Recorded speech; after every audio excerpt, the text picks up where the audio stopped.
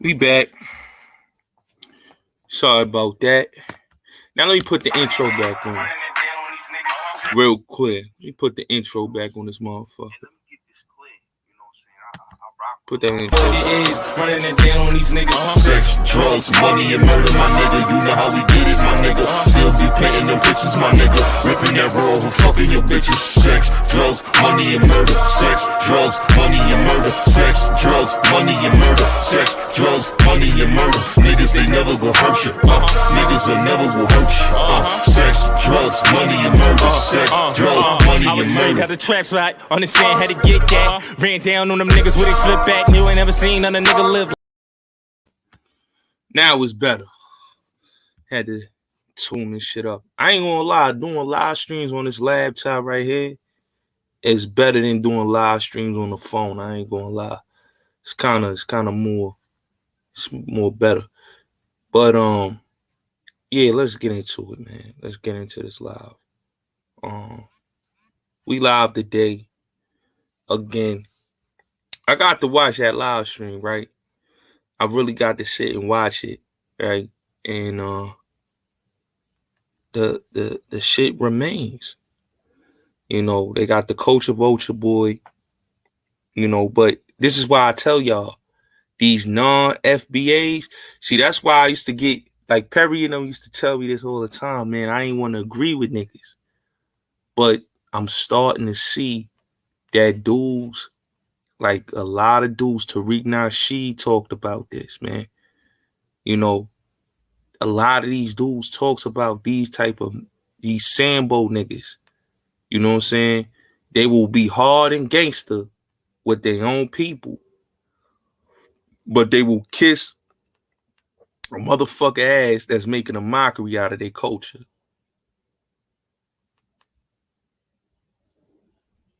You know?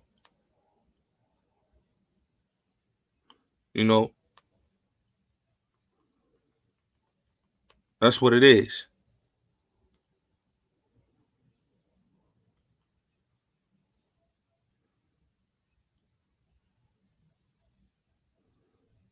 They got no smoke for the white YouTuber that's using a culture, but they got smoke for black YouTubers. I get it. But this is why I say this culture don't got no real live shit with these dudes. It's nothing real about these dudes. At anytime, if you look at a lot of these dudes' platforms, right? Just take a look at a lot of these dudes' platforms, whether it's the 1090 Jakes, whoever it is, right? You look at Harlem Legend, Trainer Brim, King AK-47, whoever it is. Anytime you watch a platform with, I remember Tommy will go hard. You know what I'm saying? This is why Tommy ain't on YouTube no more. All that going hard on his own people. Now he's all for YouTube. You get what I'm saying? He went so hard on other black content creators that now he all for YouTube and can't come back on YouTube. All that bootlicking and help out Tommy. And I was a fan of Tommy, but I keep it all the way real. Same thing with Young Pharaoh. All that bootlicking, look at Young Pharaoh. So you gotta realize something about a lot of these dudes, man. They talk all this, they talk out of the side of their face. They don't mean half of the shit they say. If a nigga could sit up there and conversate with a motherfucker that's using your culture as a cash cow, what's up, Keisha? How you doing, beautiful? You know what I'm saying? Using your culture as a cash cow, I'm good. How was your afternoon, beautiful? You know? And that's a problem. You know what I'm saying? I don't give a fuck about chasing a view or chasing a clout. It's not hating or clout chasing. It's the truth. You know, I stand for integrity. I'm an integrity type of motherfucker. I just stand for the truth. You know what I'm saying? Don't get it twisted. Don't get it twisted.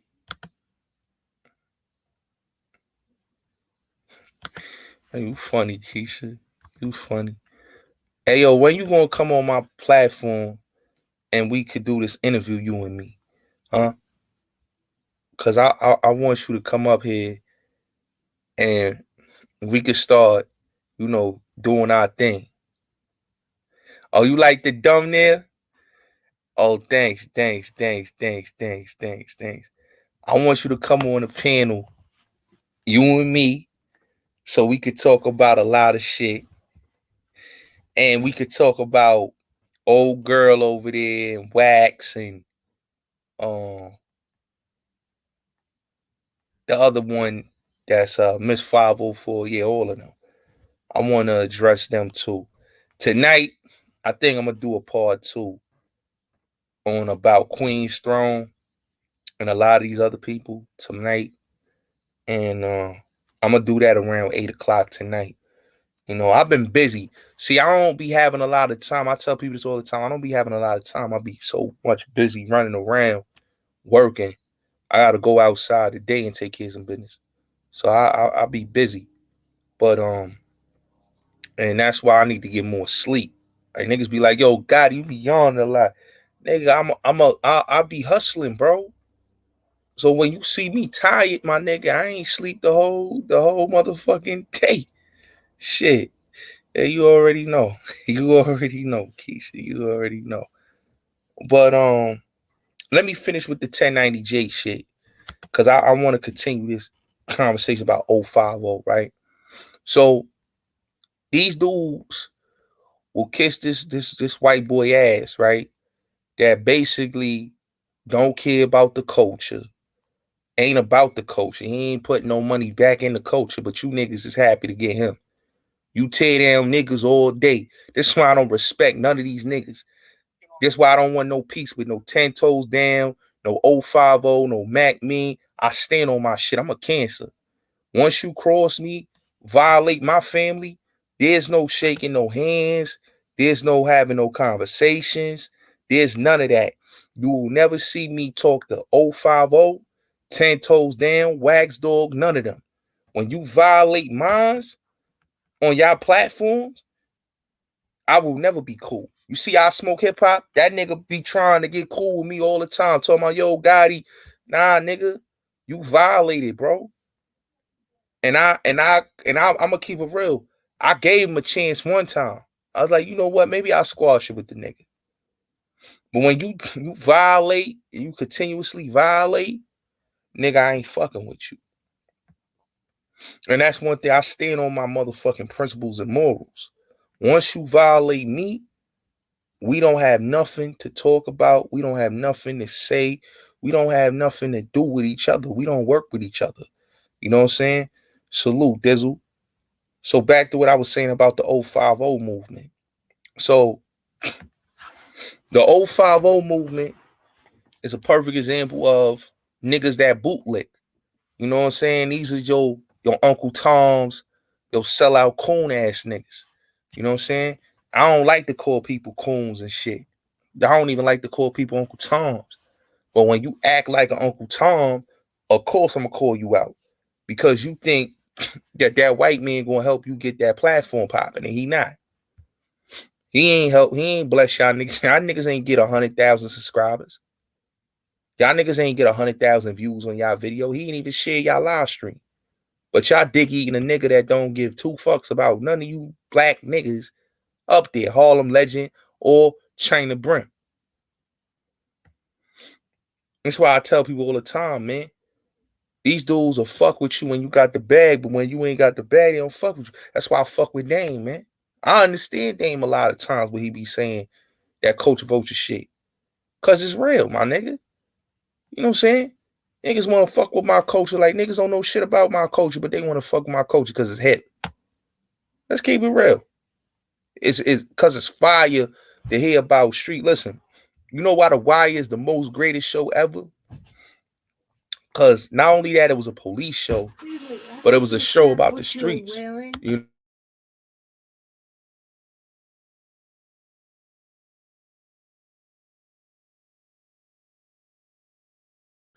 like I said, you know why The Wire was so much a great show? Because it showed you the harsh reality of Baltimore, right? Oz was such a great show because they show you the harsh realities of prison life, right? These are shows that showed you, you know, the harsh realities of shit. You know, and I don't care what nobody say, man. I wouldn't wanna compromise. See why I respect Haas, man. He stood on his ground. You know, he stood on his ground, my nigga. You know, he stood on his ground. Like, if I did a channel,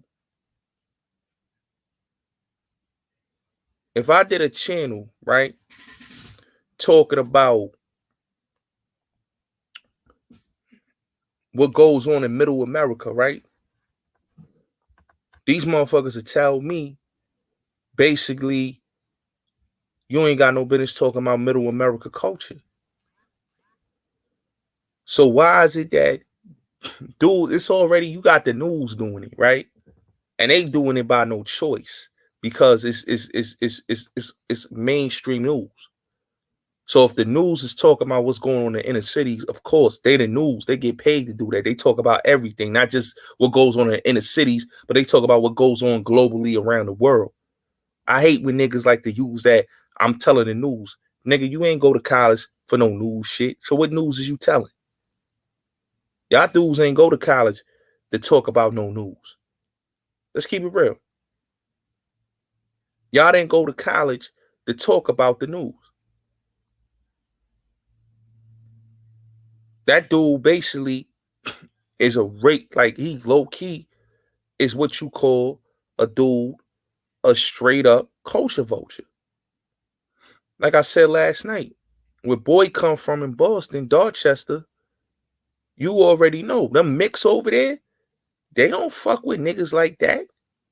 Y'all saw the videos I showed you, my nigga. Them mix don't fuck with niggas like that. You know,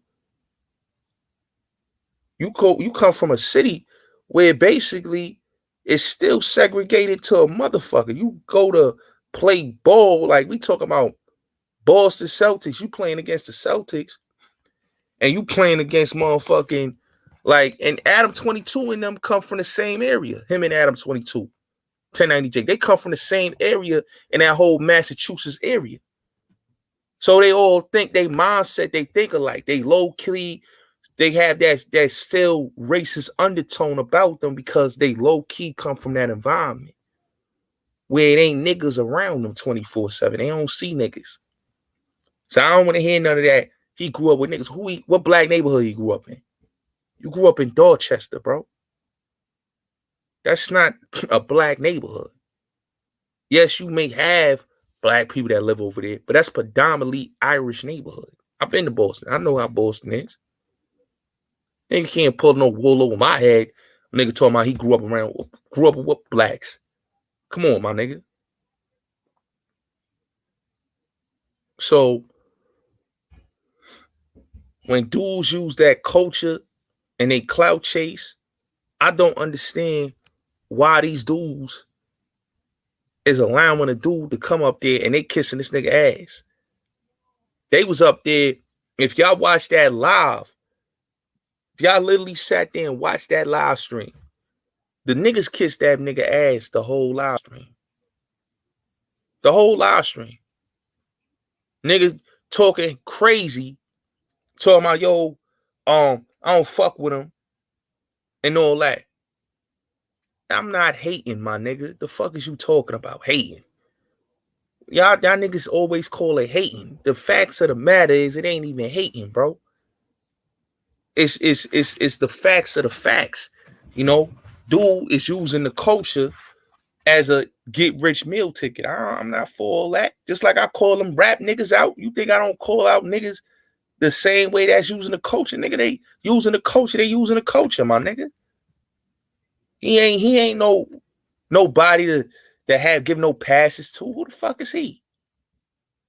Y'all niggas call it hating because y'all niggas is coons. So of course y'all niggas gonna call it hating because y'all niggas is sellout coons. Y'all kiss the crack ass. I don't kiss the crack ass. Why would I kiss somebody ass that people enslaved me for 400 years? Where killing a black person ain't give them no time. It's they complexion gave them freedom. It's facts.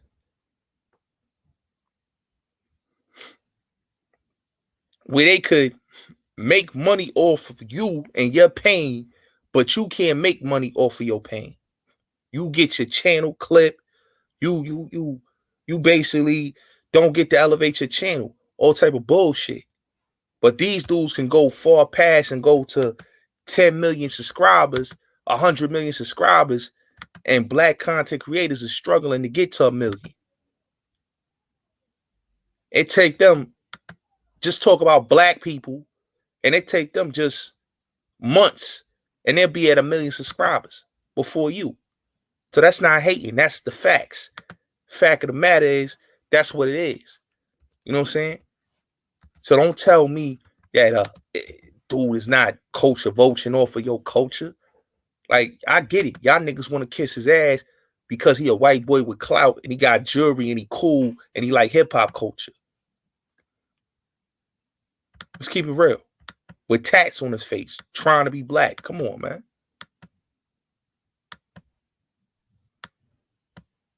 The dude trying to be a black dude. He going through an identity crisis trying to be us instead of trying to be himself and be cool. What's wrong with being himself? You know what I'm saying? But this is a lot of them. They just like to harbor in on our culture.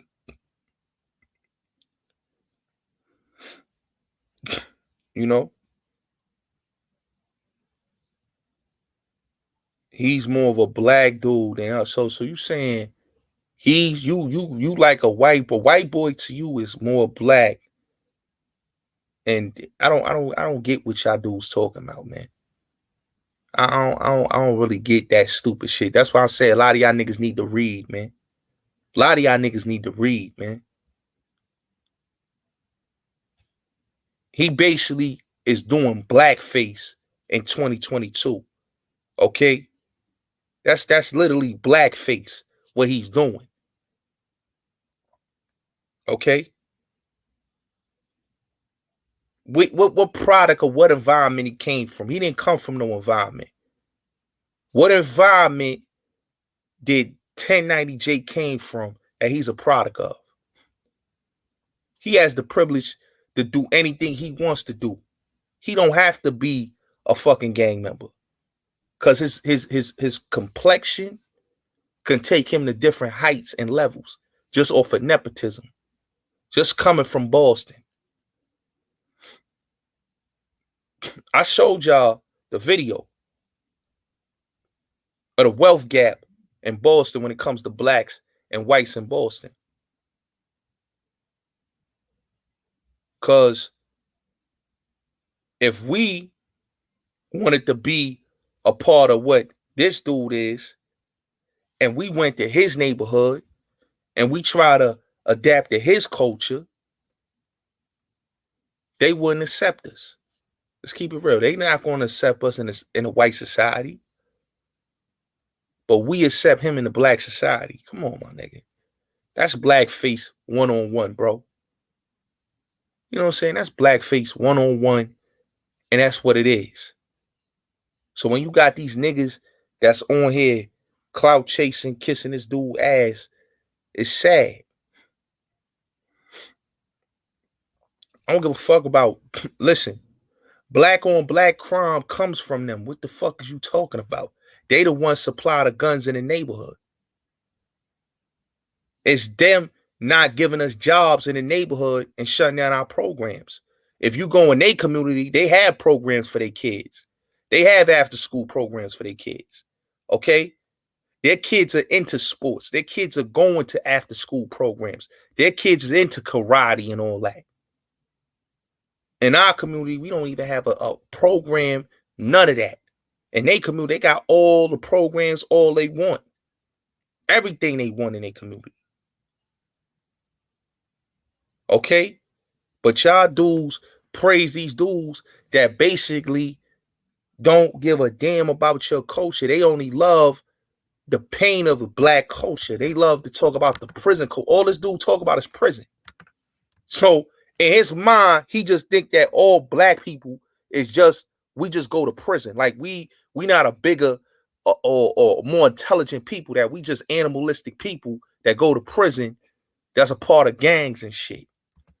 Y'all niggas ain't even listening to what this dude. All he keep talking about is prison. Oh, the segregated prison. Like, my nigga, you talking about, we know San Quentin and all them prisons is segregated. We know the Aryan Brotherhood and the Mexican Mafia, they link up with each other in the motherfucking prisons. We know that. We know that. All right? So anybody that promotes prison culture to black people, where they always promote prison culture to us, that's what they've been doing in corporate America for the last 30 years, since the 80s. They've been promoting prison culture to black culture, whether it's the music, whether it's the movies, the TV shows. They promote prison culture for us. Scared Straight. Who you saw in Scared Straight in 79, the original one. Black men talking to white kids in Scared Straight. Okay? The movies, the street movies. So all this what people talk about is they promote black culture. They think that prison culture and gang life is black culture. I don't see them Italian dudes, peace to them, coming on here talking about, yeah, they might, you hear a little bit of jail stories and all that. You might hear a couple of Bob stories. But I don't hear them promoting prison culture to their community or to their children. Their kids is in college, becoming doggone lawyers and real estate and all that. But we promote nigga culture to these dudes on YouTube, to the youth. And then we got a dude like 1090 Jake that is promoting nigga culture to your children.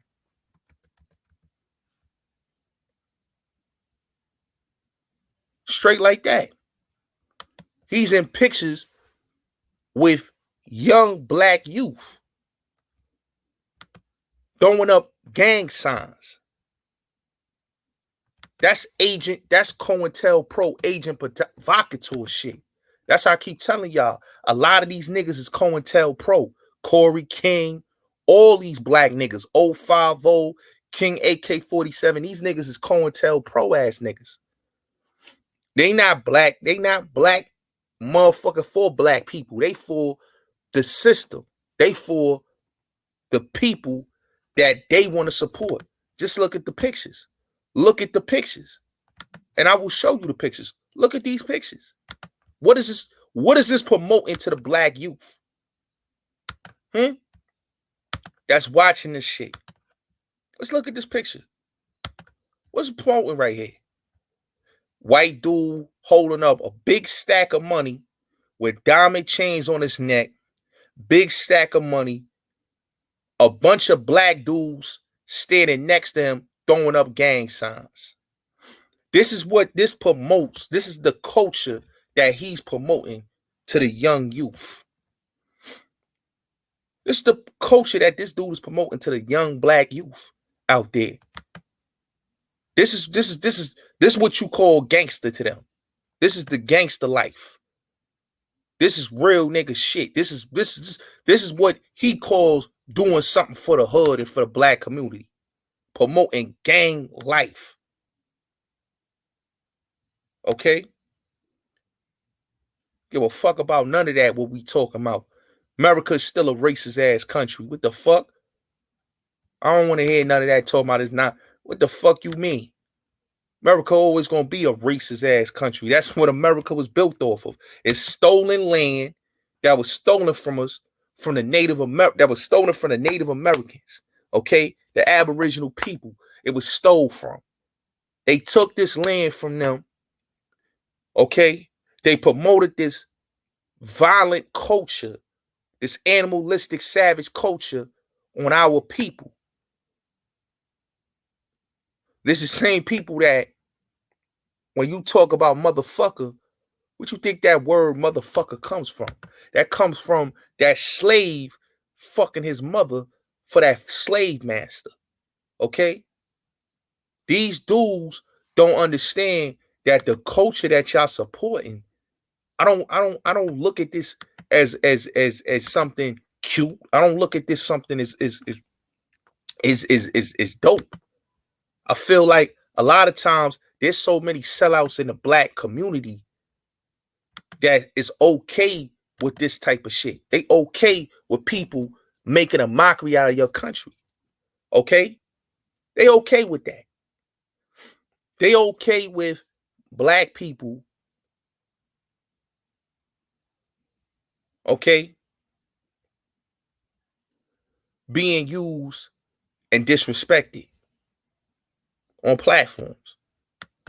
Okay? Let's keep it real. Deaf culture. Deaf culture. That's all it is. Deaf culture. Look at this. Throwing up gang signs. All minority men in the picture throwing up gang signs. Throwing up gang signs. And he's flossing with big jewelry on his neck. But this is gangster. This is something that we promote. This is what they promote. This is what these dudes is proud of. This is keeping it real. He's so real. He went to jail. He a white boy that went to jail and he keeping it real. I'm not understanding none of that shit. This is why they can rob you, your culture. They can make you sign contracts where you basically is in slave deals as an artist. And these dudes is getting rich off of black pain. Black pain. Black pain. Black pain. Okay? These people is living in poverty and this dude is living in the high life. Let's look at this. These dudes, this is in the projects in Coney Island. This is in the projects in Coney Island. And these dudes is living in poverty. Utter poverty. Okay? In the housing projects. He don't live in the projects. Okay? Oh boy don't live in the projects. But these dudes got to go every day into night your housing. Okay? Night your housings. But they throwing gang signs up. And it's just cool to him. You know what I'm saying? And these niggas is straight up niggas. All these dudes in this picture is straight up niggas. Some of them I know in this picture. But these dudes is straight up niggas. Straight up niggas. Straight up niggas. Salute, Perry. This is why I tell y'all, man. We don't got a culture because we accept anybody to be in a culture and we promote negativity. Negativity is what they proud of. They proud of negativity. They proud of this promotion of gang life and deaf culture to our children. But this dude is not promoting that to his child. This dude is not promoting that to his children, his family. He's not promoting that to his family, but he's promoting that to your children. Just look at this. Look at this. Look at this. All these dudes is not living the high life that he's living. This is fun and games to him. This is entertainment to him.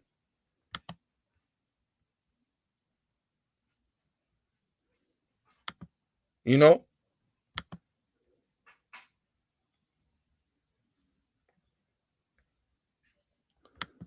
You know what I'm saying? And this is why I tell people, man, I don't respect none of these OG niggas, and I don't respect none of these dudes, man. These niggas, listen, man. Let me tell you something about black culture, right? And talk about how this gang shit, right? They started the Bloods movement in 1993 off of motherfucking the oppression, the so-called oppression from the Latin Kings, right? Started that whole thing, right? It ended in 97, right? They ended that war, right? That war gets ended Now you get, them banging on neutral blacks, Muslims, Crips, all of that, right? What people don't understand is all this shit is COINTELPRO, right? OG Mac, right? He comes out of jail, right? He cleans up the Bloods, right? He gets incarcerated, right? They tell on him. They throw the man under the bus, right? But they never talk about how the man came home on the street to clean up the shit that dudes that got faded out of the Bloods, and this is all proven fact. This is on video. Dudes that got faded from the Bloods that was kicked out the whip came on the street and did the youth and basically had the youth go out there and go on dummy missions by cutting innocent people, killing cab drivers, all type of shit they was doing around that time. This is why I tell people all the time, these niggas ain't about no upliftment. They not about that. Because if they about uplifted, then you would denounce gang life. You will say death. Look, salute to Melvin Farmer. You know what I respect about the LA dudes that talk against gang culture? That they tell you the gang culture is becoming white supremacy. It's white supremacy one-on-one. You can't start something that's about that fluctuates from the Panthers and then you turn it into what it became. Niggas killing niggas. That's a deaf culture. If you not FBA, shout out to Perry. When you got non-FBAs and non-ADOs like China Brim, Harlem Legend, you know what I'm saying? Remy, these non-FBAs and these non-ADOs, of course, they are going to support the culture that didn't oppress their people. If you ain't FBA and ain't ADOs, of course you're gonna be, oh yeah, I love the white man. Because you don't have roots and history of your ancestors being enslaved. Okay? You don't have your history of your ancestors being enslaved and being chained and beaten, raped, and pillaged. Now, hold on, Justice. You know what I'm coming with this. I'm talking about these sellout niggas. All right? We gonna keep it all the way real. We gonna keep it all the way real. Because when it comes to this, and it comes, a lot of people is sellouts in our community, man. It is what it is. These dudes is sellouts. When they could allow a white boy to come on their platform, they is upset that a white boy ain't come to their platform and show their platform love. That's how you know these niggas ain't nothing but massa kissers. They kiss massa ass. All right? They kiss massa ass. So if you kissing massa ass, of course you're going to be talking about, oh, I'm upset he ain't come up here and show love. But then when he come and show love, oh yeah, yo, I fuck with him. So you fuck with somebody that this is what he promotes to your youth, to your future. Now you could look at the three dudes in the picture. It's young. He got three young dudes. You could tell they by the age of 18, 19, 20 some years old, throwing up gang signs. This is your future. And this is who promotes this culture. A white boy like 1090 Jake from Dorchester, Boston. He's promoting this culture, this deaf culture, to the black youth. You don't see him throwing up gang signs with other white youth. He's throwing up gang signs with black youth. Promoting gang deaf culture to black youth. That murder, death, kill culture. And we support these dudes and thinking this is cool. This is cool. You know what I'm saying? Hell yeah. Guyana is like, you already know. They think they white over there. You know what I'm saying? Bunch of confused ass niggas. You know what it is, Justice. You know, so it's a damn shame, bro. You know, it's a damn shame. This is what they promote into the youth. You know what I'm saying? I don't see no uplifting a black youth telling them, yo, let's not support gang culture. You know, tell a straight youth away from that culture. No, you rather sponsor this, promote this. This is agent shit. This ain't shit. This is agent shit right here, bro. All this shit right here is agent shit, and y'all know it's agent shit. But y'all want to support these dudes that y'all know this is COINTELPRO. This is what they talked about with the promotion of this. Look at this. Look at this. Just look at this. Throwing up gang signs. All black youth. Black and brown youth in this picture. Black and brown men and women. Black and brown. No whites. He the only white dude. And they all throwing up gang signs. Red flag, red flag, red flag. Just look at this. This is what they promote to the youth.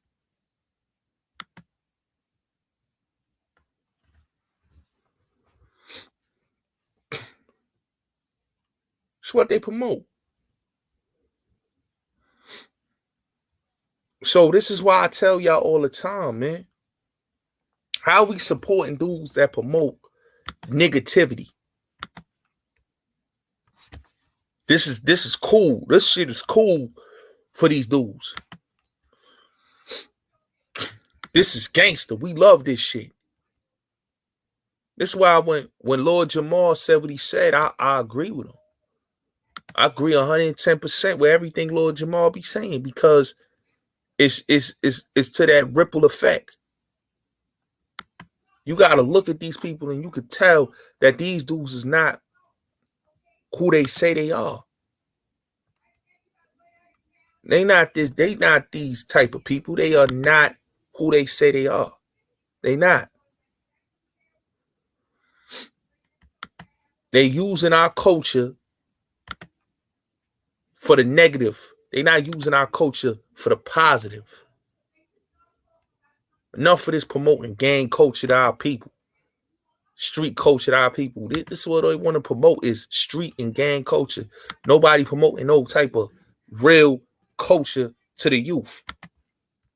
Every time you look on these videos, it's niggas coming on here promoting how many times they went to fucking jail. Like, we want to hear about you being a fucking slave and the white man telling you to motherfucking squat and cough, open your motherfucking ass cheeks, squat and cough like a fucking slave, and you niggas got the nerve to be talking about fucking proud of some fucking jail because you cut a nigga or you fucking bust a nigga upside his head on a motherfucking visiting floor.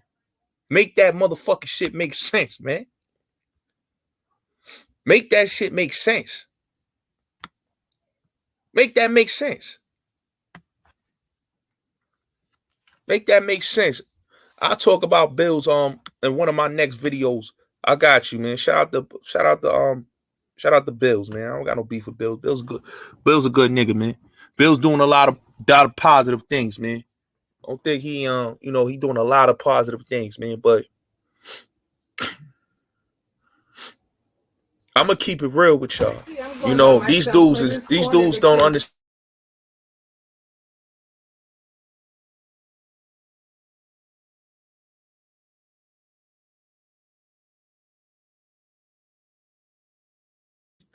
You know, it's like you gotta understand, like, these dudes come out here and it's a whole lot of using people for fucking clout.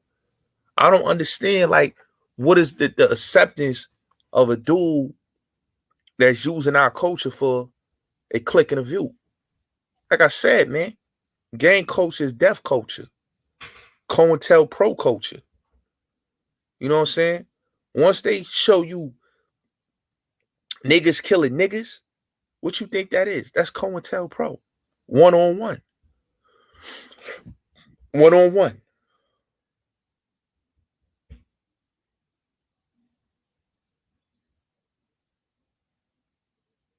That's all it is. COINTELPRO 1-on-1.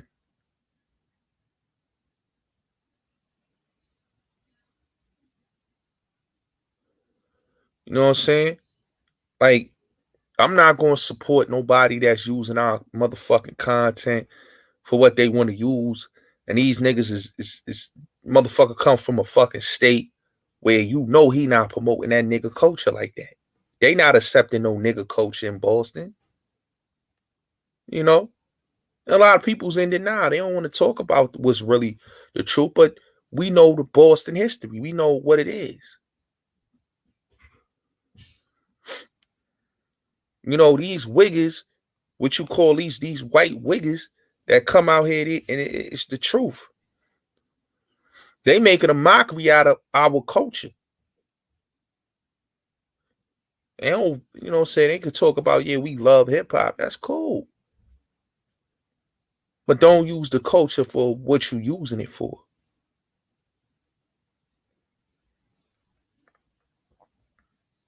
Don't use the culture for what you want to use it for.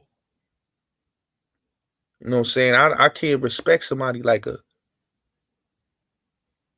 that gets on camera and clout chase and then going to talk about, yo, I do more for, what the fuck this nigga said? I did more for black motherfuckers than you ever did. That's some stupid shit this nigga said, bro. And I'm saying to myself, like, what these dudes is doing is blackface. That nigga doing blackface, and it's not even funny.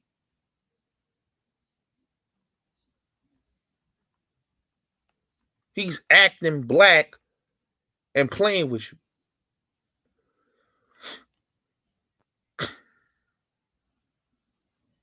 It is what it is, man. They could do whatever they feel like doing, man. I don't care about that. You know what I'm saying? I spoke to Shorty yesterday night, man. Like, I don't give a fuck what Shorty talking about, man. You know what I'm saying? You know, these people is putting on black face. This is what I have a problem with. They acting black. They tell you don't act white, but they can act black.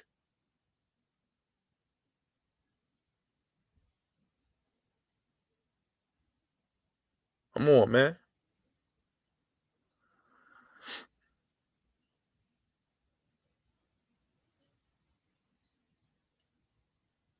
Like, I'm not understanding that. They come on their platform trying to be black and talk black and all this type of shit, and then niggas get mad when you speak the fact. The facts is the facts. They don't want to go through the trauma. They don't want to go through the pain. They don't want to go through none of that shit that motherfuckers went through. Still going through 400 years of that fucking slavery shit. And it's even longer. But they don't want to go with, they don't even want to deal with that. But they want you, and they want you to believe that he for the culture. You know? Fucking Elvis Presley stole black culture and ain't even fuck with niggas. Eminem made a whole diss track on black women and niggas fuck with him, which I never understood. You know? People need to understand, bro. Anytime a dude can get on a platform and telling niggas on the platform, the only reason why he came on the stage is to address the disrespect. So he didn't come on the stage and say, I fuck with you, China. Don't know these niggas' names. Never said these cornball niggas' names. Never saluted them cornball niggas. But they promoting this dude.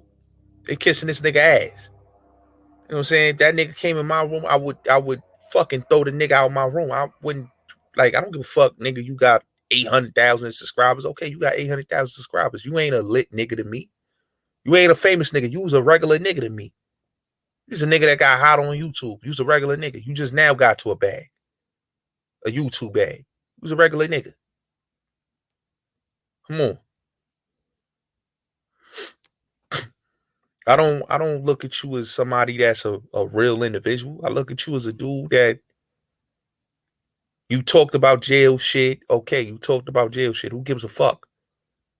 I don't watch jail, like I don't watch the jail YouTubes. You know what I'm saying? Because the prison YouTubes to me is just motherfuckers just talking a bunch of dumb shit. You know? Nigga's a regular nigga.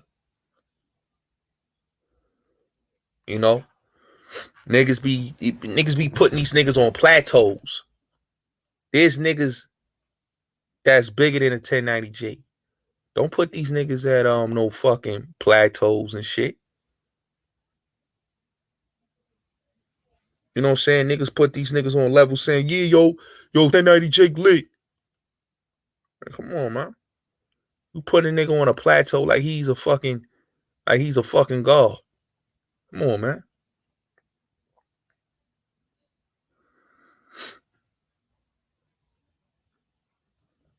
I fuck with Sub-Zero, man. Sub-Zero is the truth.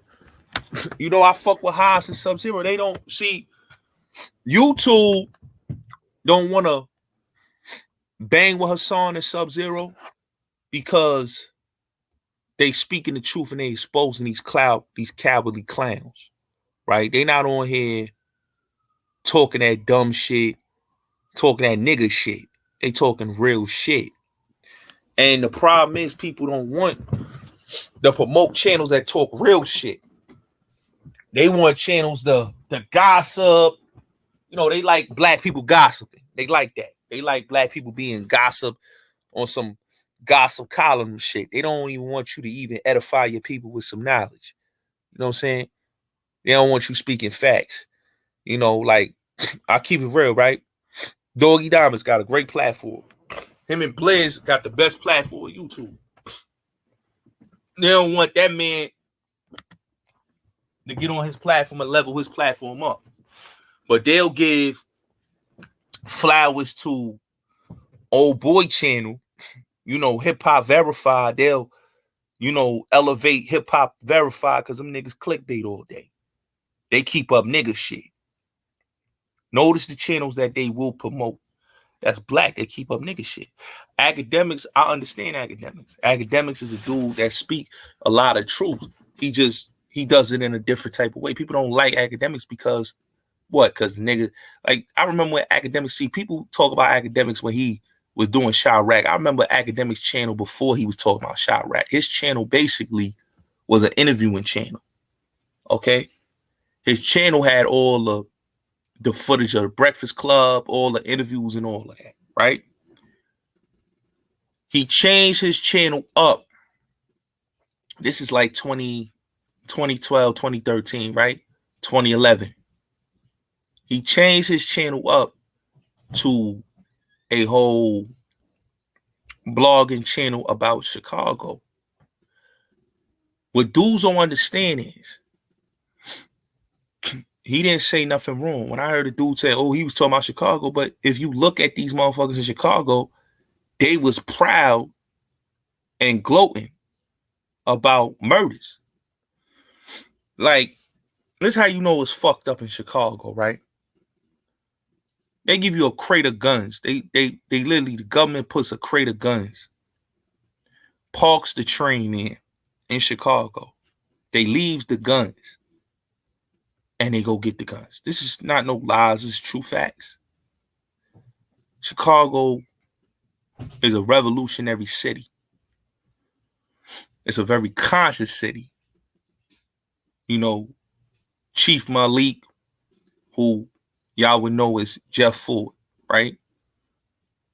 Fred Hampton. Very conscious, very pro-black, Afrocentric city. They'll make you believe that it's just pimps and drug dealers and gangsters and all that. It's a pro-black city. You know? That's why I always say that they don't want you to listen to the realness of consciousness. They'll rather you embrace this gang culture. Listen, we got 20-something years, 30-something years of this goofy shit. It's to the point now, people ain't trying to hear none of them wartime stories. I don't want to hear them shits. I don't hear them shits my whole life. I don't even want to hear about niggas getting shot and locked up. Like, the fuck I want to hear about that? What's promotion? What is a promote? What type of culture is that where you gotta listen about a nigga talking about, I was locked up, I'm a real right. Yo, they stabbed up son up north. Okay, so you happy that another black man got stabbed in jail, right? In prison. Rather than you saying, we need to help this brother get out of jail. They call his brother, you know what I'm saying? They saying Larry O. They never looked at Larry O case. This man was trying to put a claim in about medical. Okay? But they will promote the negativity and make you support the bozo shit. And people support the bozo shit. The gangbang shit. Like, y'all don't understand that in the community, the people is tired of all this shit. They have lost their youth. They have lost their kids to the gang shit. They have lost, whether prison, whether in the grave, the cemetery. There's black mothers being murdered to going to see their child at a cemetery, and they getting killed by the kids that's their rivals. And motherfuckers is talking about this shit and profiting off of this shit. Like, that shit to talk about. When you need to be using your channel to try to say, you know what, man, we need to, as a people, put the guns down and be positive and think about the positive things that we need to do as a black race. But instead, we want to promote negativity. We want to promote hood life. We want to promote gang banging and drive-by shootings. This is why when you look at a Whack 100, he goes on Clubhouse, all he promotes is negativity. Niggas acting like niggas. What the fuck is wrong with people? Talking about snitching culture. Like, I'm in a room, a nigga talking about real street niggas. And I'm saying to myself, a lot of these niggas in this room is 30-something, 40-something years old, 50 years old, talking about I'm a real street nigga. Like, what type of shit is that? Where you at a certain age talking about you a real street nigga.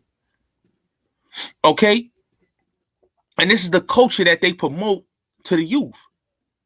They promote this type of culture. This is the culture that they give money behind. They behind this type of culture on YouTube,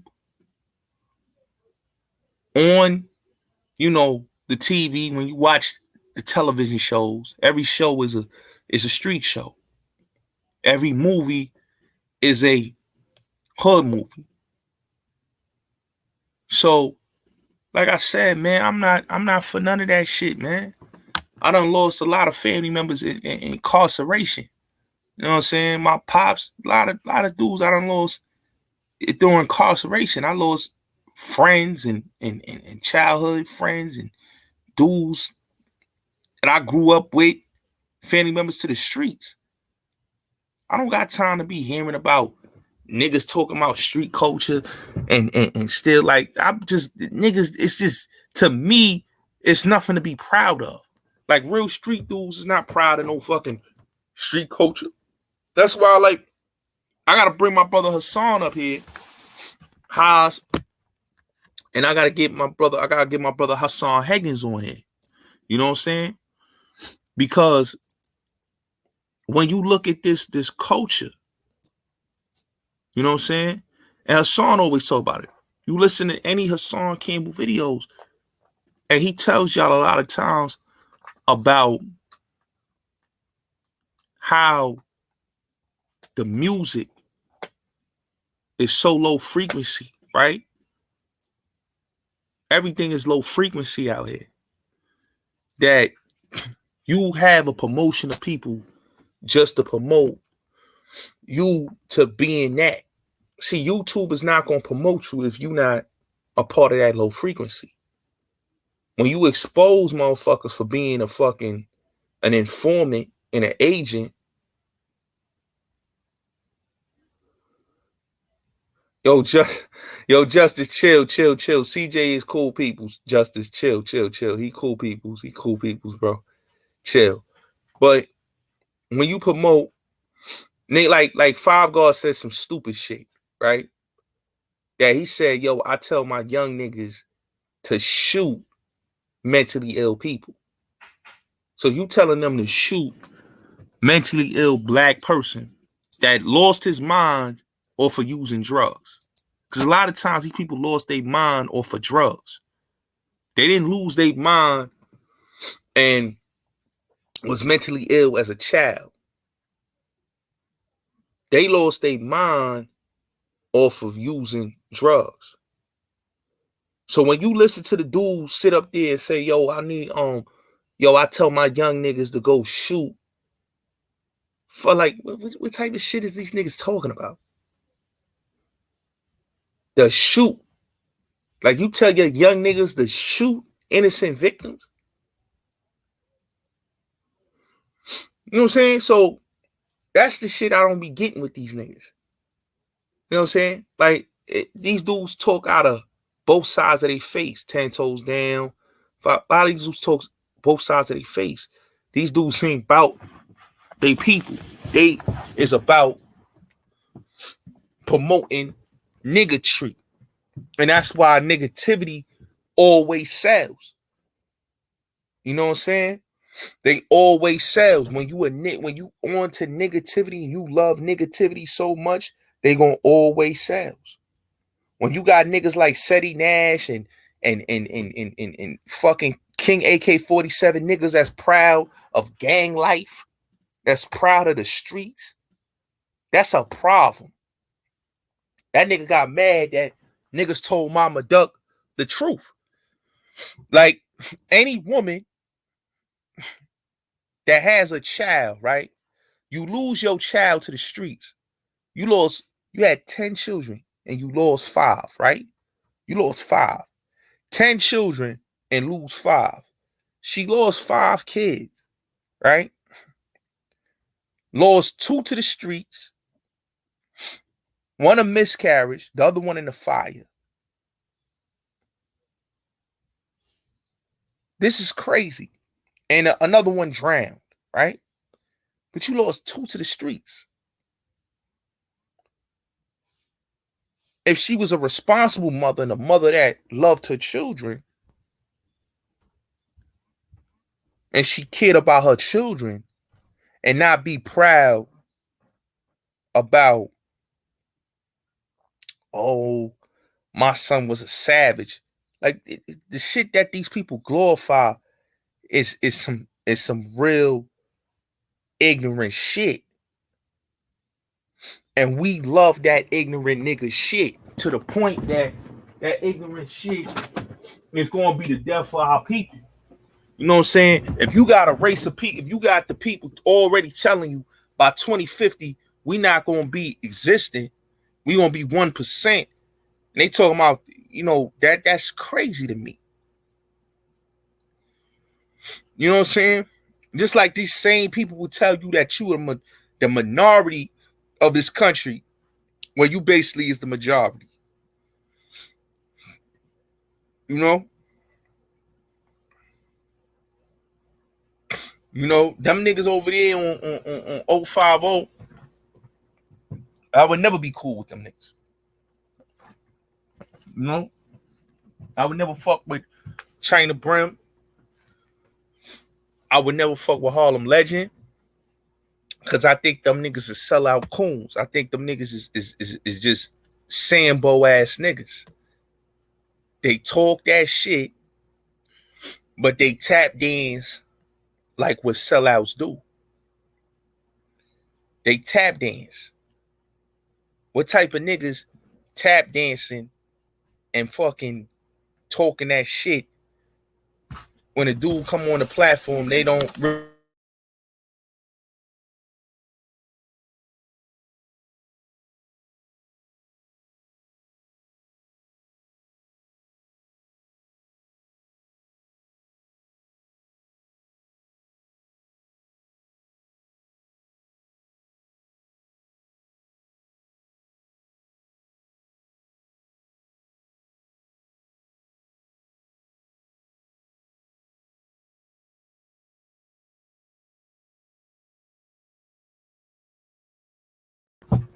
Yeah, so these dudes, man, they show you what it is, man. Like these the same niggas that's proud of Shy 120 came up there showing a gun up there. You know what I'm saying? Wax Dog come up there and show a gun. These dudes showing guns on platforms. Like this is what I always say, man. The youth watch these channels. Remember that. The youth watch these dudes' channels. And they are being promoted to your youth. So this is why I say all the time, man. Y'all support and solidify these type of dudes. You know what I'm saying? Why look up the niggas that ain't motherfucking about nothing about edifying or uplifting or elevating the frequency of the mind of the child? That's why I don't fuck with the conscious community. Because there's a whole lot of frauds in that community. You know, I used to laugh at a lot of times I used to watch the conscious niggas, like Sonnet and them, Black News 102, frauds. You can't tell me 1 minute you about pro-black shit, and next minute you want to get on some gangster nigga shit. You can't do both. You can't go hand in hand and do both. You can't violate somebody's family and then talk about you about black excellence.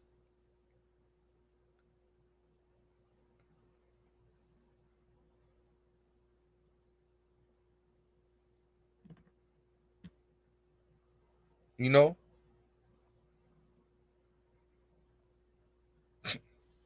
The sad thing is that it's not getting better, it's getting worse. You know what I'm saying? That's why, you know, I read scriptures, man. And like I said yesterday in my title, man, an idle mind is the devil workshop. Always remember that. So once an idle mind sees something, they repeat something. And the days of revelations, what's going on right now is that basically the world is at an all-time worst. The culture that's being promoted to the youth is already here. It's in the psyche of the children. You can't never go and have a good conversation with somebody because people want to beef. Instead of you listening and overstanding, people not overstanding. People will rather argue with you and want to get on with you instead of them listening and building and having a conversation where cats can build. It's not about building. It's not about listening. You know what I'm saying? But I get it. When you don't know your history, you don't know where you come from, of course you're going to have a whole lot of idiocy and ignorance. It's a lot of ignorance in this culture, man. It's a lot of ignorance.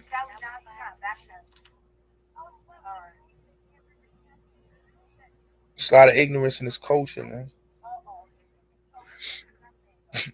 You know? Everybody that comes on here, like I had to leave Clubhouse because I would have conversations and touch on certain topics, and dudes is flagging my room.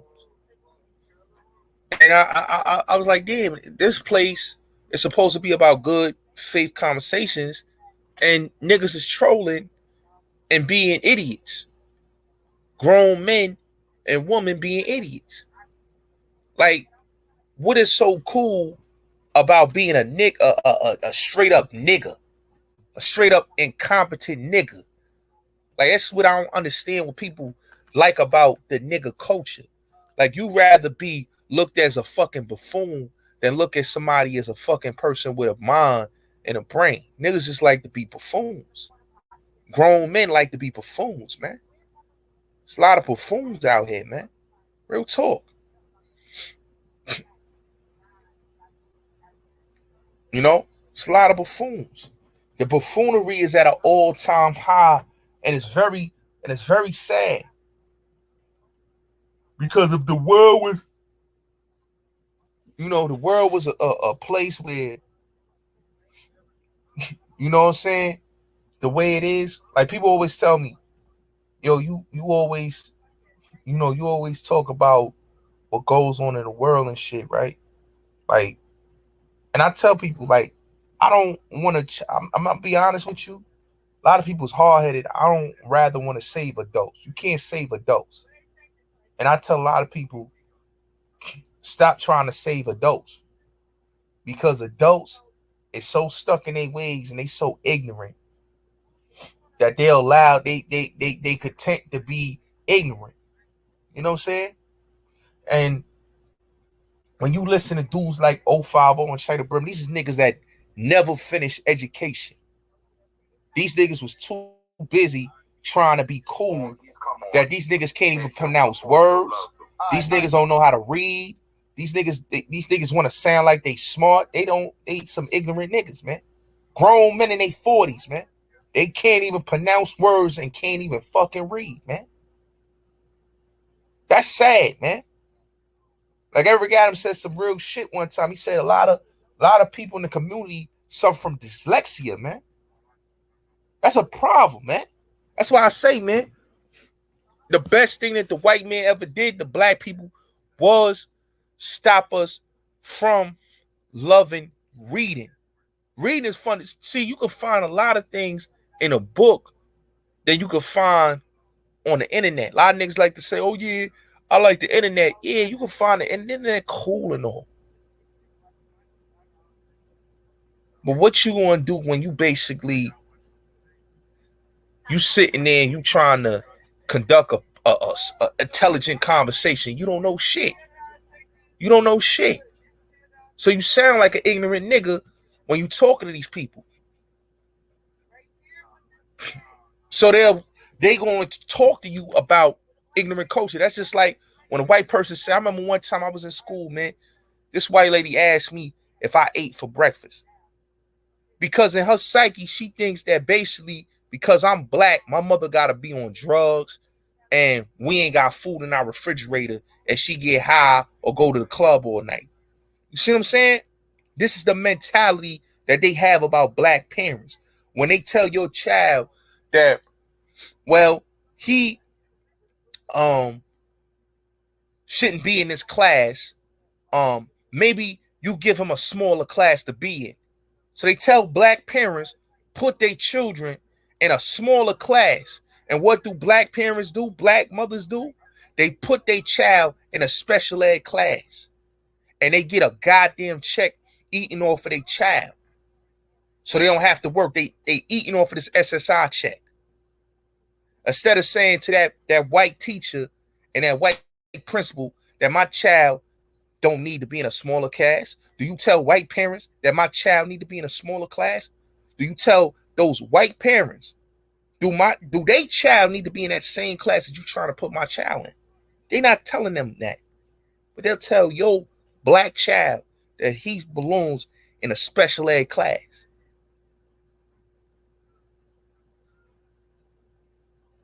So that's why when you listen to these people and they talk from a real low racial. See, I always tell people the South is blatant racist, right? Midwest is blatant racism. You go to the South and the Midwest, it's blatant racism. Straight up and down, right? You go to the North, there's low key, what I call incognito. Basically, they hide their racism. They'll be passive aggressive with their racism. They'll say they like you, well, behind closed doors, they don't even want you in their neighborhood. They don't even part their lips to you. They holding their pocketbooks tight. It's real talk. This is how it is.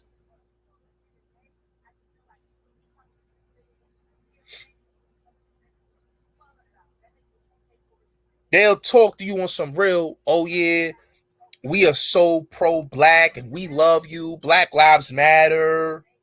They'll tell you all that shit. They'll tell you all that Black Lives Matter shit and yeah, you people been through a lot and all that. But when you come in their neighborhood, the first thing they do is they see you, they scared as fuck. Like you ain't even doing nothing to them, but they scared as fuck.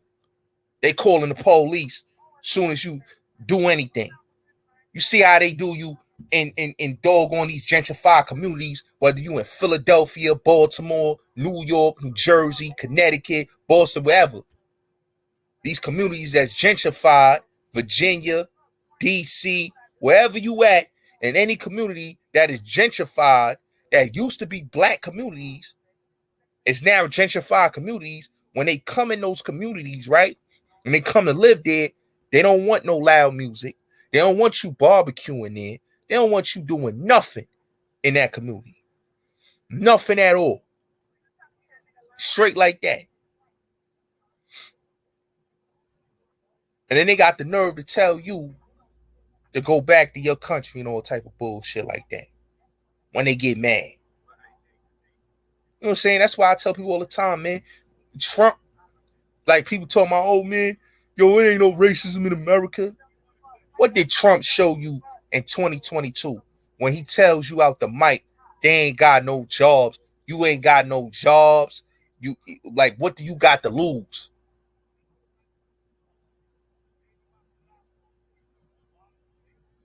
That's a fact. That's a fact, Pilato. I know. The Irish, they feel like they ain't these the same people, right? Like 1090J people, the Irish, these the same people that have been what you would say that was enslaved, right? Enslaved people. But they got here, like I said, they got a part of the police force, like I told you earlier. And they mindset is basically, you know, they better than everybody. So when they become the police or they get into politics, they show you who they really is, man. They forget about that they was enslaved and before they was considered white in the 1900s. They was just like niggas. Let's keep it real. They want to adapt to that white culture. Just like when you look at some of these Mexicans, when you look at them, that's what you call the South Siders and all that. You look at them and some of them, man, they be acting like they better than niggas. When basically they was motherfucking what you would call, you know, enslaved. When the conquistadors and the motherfucking Spaniards went there and they went there, they took the cocoa leaves, and then they went and they pillaged and killed and raped the women and did what they did. You know what I'm saying? Just look at the story about Montezuma. He showed them dudes love, brought them near to Mexico, you know, and then what the Spaniards did, they murdered everybody there. This is history that people don't want to talk about. You know what I'm saying? Like I tell people out, like, you look at the 1400s when the Moors was all through Europe, man. The Moors was all through Europe. You know? And that's the thing.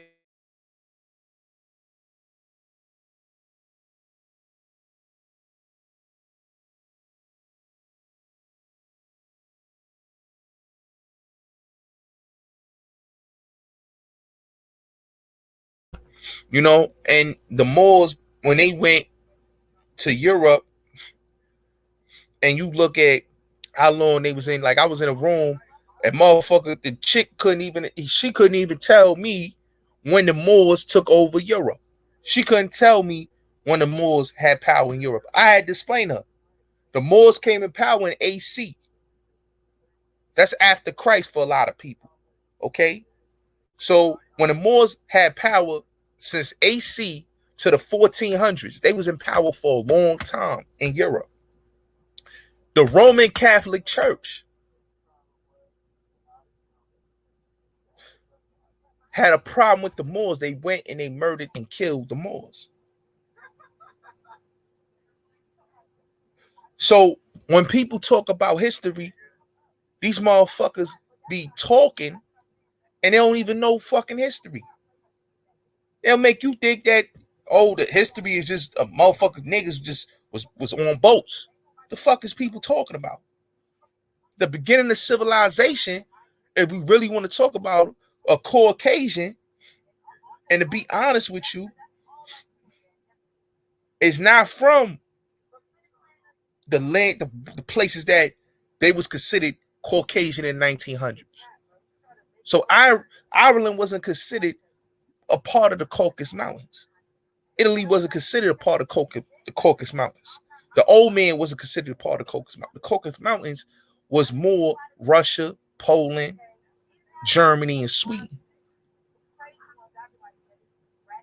But that's what people, you know what I'm saying? Like I tell people, man, like when you listen to some of these dudes, they talk, man, they don't want to hear real shit. You know? And it's not about being racist, because nobody's racist. American links. Niggas call it racist. It's not racist.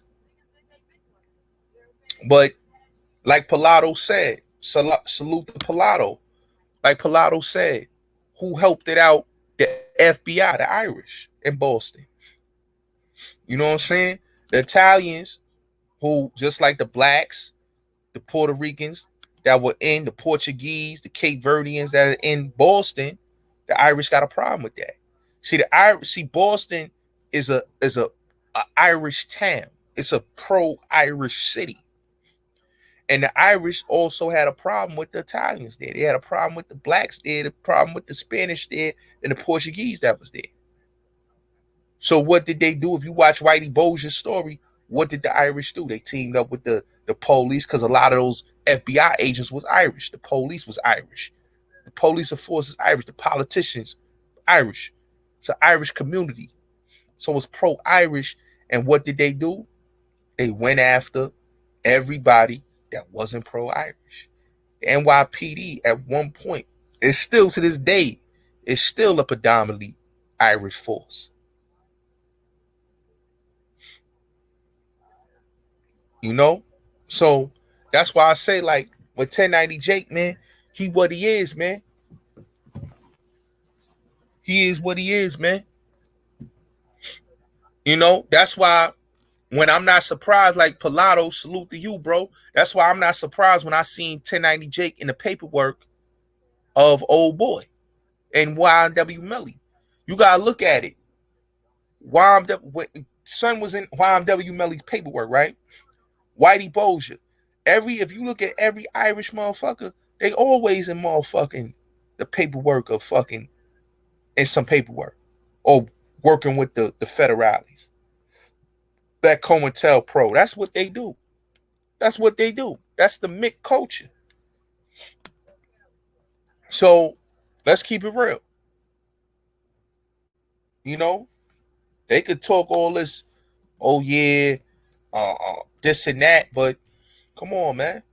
We know the Irish culture, man. We know it. We know it. So that's why when dudes talk about Boston, man, Whitey Bulger, come on, man. That's why I said, why don't you talk about Whitey Bulger, bro? You come from his area in Boston, bro. Talk about fucking Whitey Bulger. Talk about Anthony Shea. Talk about, you know, John Connolly and them, man. Talk about that. That's your culture. That's your culture. That's that Mick culture. And he knows that.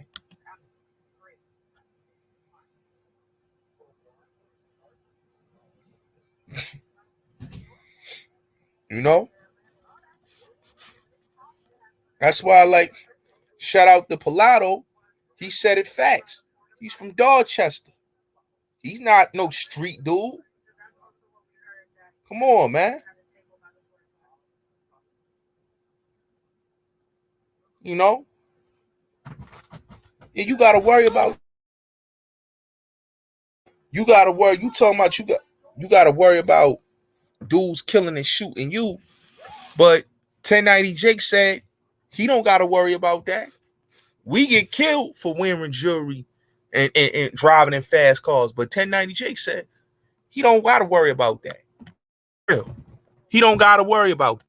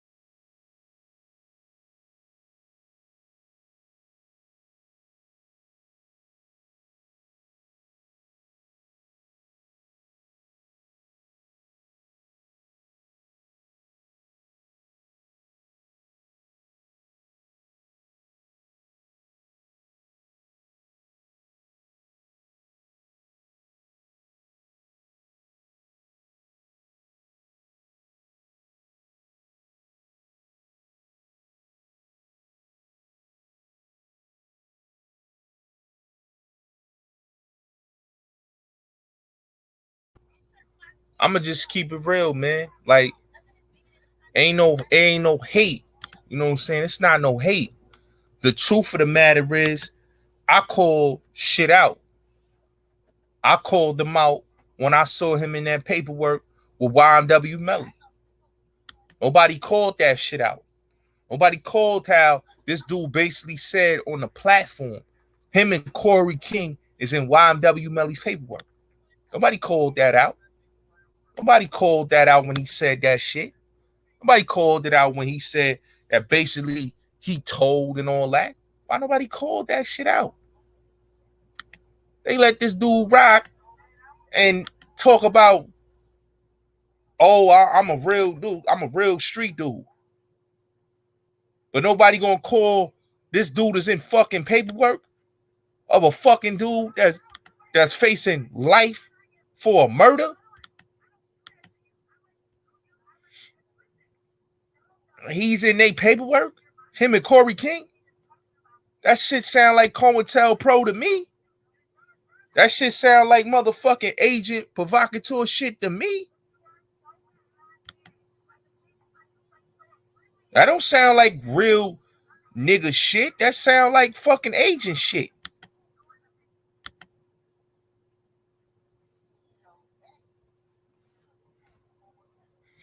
You know?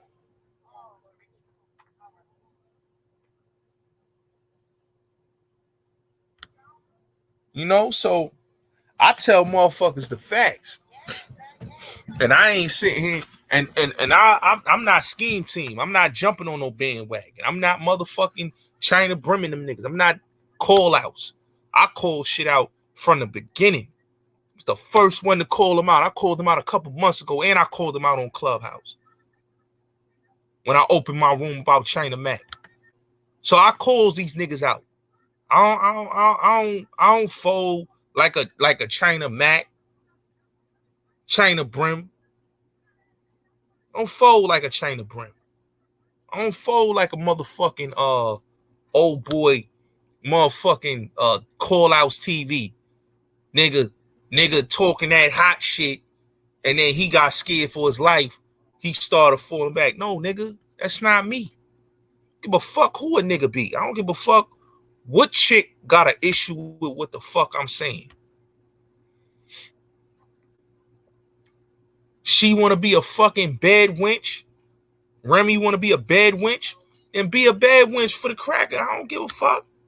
Be the bad wench for 1090 Jake. That's on you.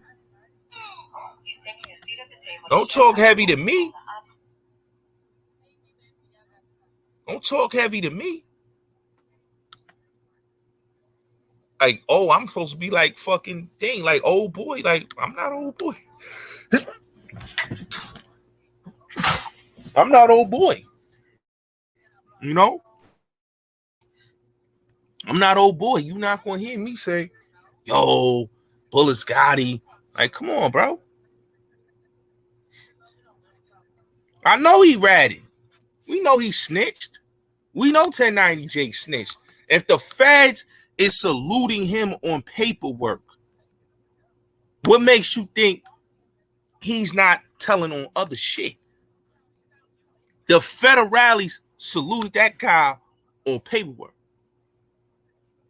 Thinking him on a case. He's on fucking paperwork. This is what people keep missing.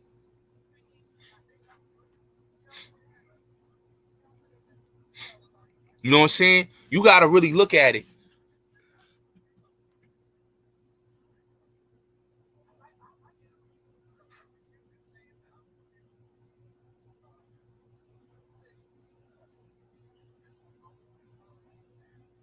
You know? I don't sit here and got a cap all day.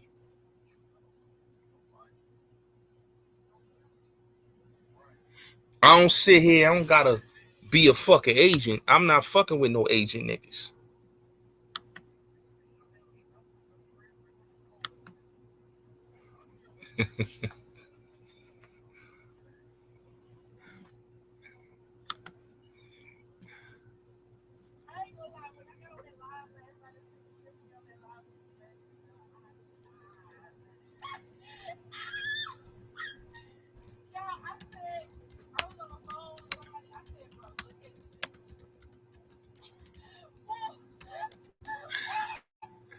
You know, like people get mad with me because I'm what it is, man. Like I'm gonna keep it real. I fuck with everybody. That's the thing that people don't understand. When people say I don't got dudes that fuck with me, that's cool. Kid, I fuck with a lot of white boys, man. I fuck with a lot of dudes that's white and shit. I fuck with a lot of, Caucasians, ethnic Caucasian. I fuck with them. Don't get it twisted. It's like I fuck with my Asian dudes. You see, Tiger was on my platform, so niggas could kill all that. I don't fuck with Chinese or Asian motherfuckers. I do. I went to school with predominantly Asian motherfuckers. I was cool with a lot of Asians. I was cool with a lot of white boys. My best friends was white boys. I got money with a lot of white boys. But I'm going to keep it all the way treetop tall. When a motherfucker got to act black to be a motherfucking real, to act like a fake real street nigga, I'm not feeling that. I'm not feeling that. Millie's is a rapper. I'm not talking about a fucking rapper. He's not a YouTuber. Millie's is a rapper. I'm not, and I don't have a problem with Millie's. Millie's ain't did nothing to me. Millie's ain't did no bozo shit to me. You know what I'm saying? I ain't seen him do no bozo shit. He do what he do. Salute to him. He's doing what he doing. He make good music. I like Millie's.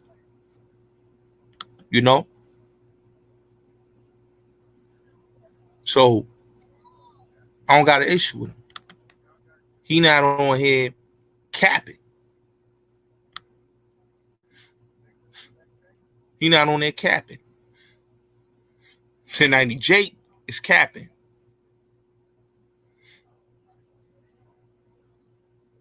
Okay? China Mac is capping. We seen the video with China Mac. Okay? We seen the video with him and AD. We seen it. We seen it. I seen it. I don't respect nobody where you get in a fight with an individual. The individual beats you the fuck up. Okay? You talk all that hot shit on your music. But the thing I don't get with China Mac is he promotes himself to be a thorough dude, right? But if you really listen to his story, he was hating on Jen. Because he felt like Jen and his, how you say, mind, right? Jen was soft or Jim tried to front on him, right? But when I listened to the story and then when I seen him do the sit down with Jen, and then Jen even exposed him and said, yo, dog, you was hating on me, bro. That's what Jen told him on the thing. If you watch the shit with China Mac, Jen called him a hater. He called him a hater. Straight up and down. He called him a hater in his face. And that's what he was, a hater.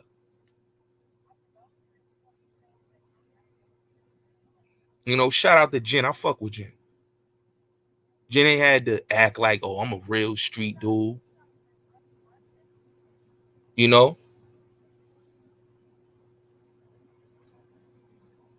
I'm a soft nigga. No.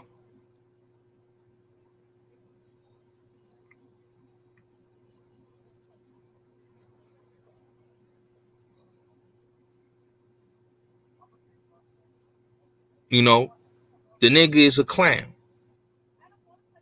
He was mad at him for going to the police when Jen never said he was a street dude. Dissed him and all type of shit. But then you does a sit down, you made yourself look like a sucker. That's when I said I lost a whole lot of respect for China Mac. I had to really look at his platform. And then, I heard a lot of shit about dude behind the scenes through some people. And they told me about dude. But I tell people this all the time, man. Just look at these cartoon character ass niggas. Look at these cartoon character ass niggas. And look at what they about. China Mac, 050 China Brim, fucking Harlem Legend, 1090 Jake. These dudes is bozos. They're bozos. You know, fucking King AK-47, he's a fucking snitch. Anytime a nigga gets on a live stream and he threatens to murder a nigga on camera, okay? He comes on there talking about you need to go back. Nigga, first of all, you got pressed up on camera. You got exposed for not even being a Chicago nigga. You from Ohio and you not even a fact in Ohio. Okay? You made your channel off of lies. You know, they give anybody 1 million subscribers. They give anybody a fucking half or 250,000 subscribers. Look at this shit. This nigga literally dry snitched on niggas. This nigga sits in his house. He's afraid of niggas that's going to kill him. You never seen this nigga step out that crib. When you watch the video of King AK-47 stepping out of his motherfucking spot, he ain't gonna tell you where the fuck he rests his head at because he's afraid that niggas is gonna blow his top off. All these niggas want to be a fucking Zach TV. Zach TV, I'm gonna keep it real with you. I like Zach TV. But to be honest with you, and I'm gonna be all the way honest with you, and it's not to throw no shot at Zach TV. But the reason why Zach TV got murdered the way he got murdered, and to be honest with you, it had a lot to do with certain other shit, but it also had a lot to do with the energy he put out there. Zach TV came to New York, right? He interviewed the homie Aladdin, right? I'm cool with Aladdin. I don't got no problem with him. Aladdin didn't know, right, what he was saying because he was getting hyped up by King A. Zach TV. Zach TV hyped him so much that they stripped this boy naked. They pissed on him. He got beat up in Long Island, screaming for his life. They was doing this dude filthy. But the nigga was hyping it. That's why I said, like, if I ever become a YouTuber, I don't want to be no nigga hyping no nigga up to fucking, like, do what the dumb shit these niggas do. And then they get mad if niggas want to pop their fucking top off. You know what I'm saying? It's the shit that you put out there, the energy you put out there, man. Like, don't get it twisted. You have every right to speak for your mind, speak your mind. You know what I'm saying? Because we survivalists.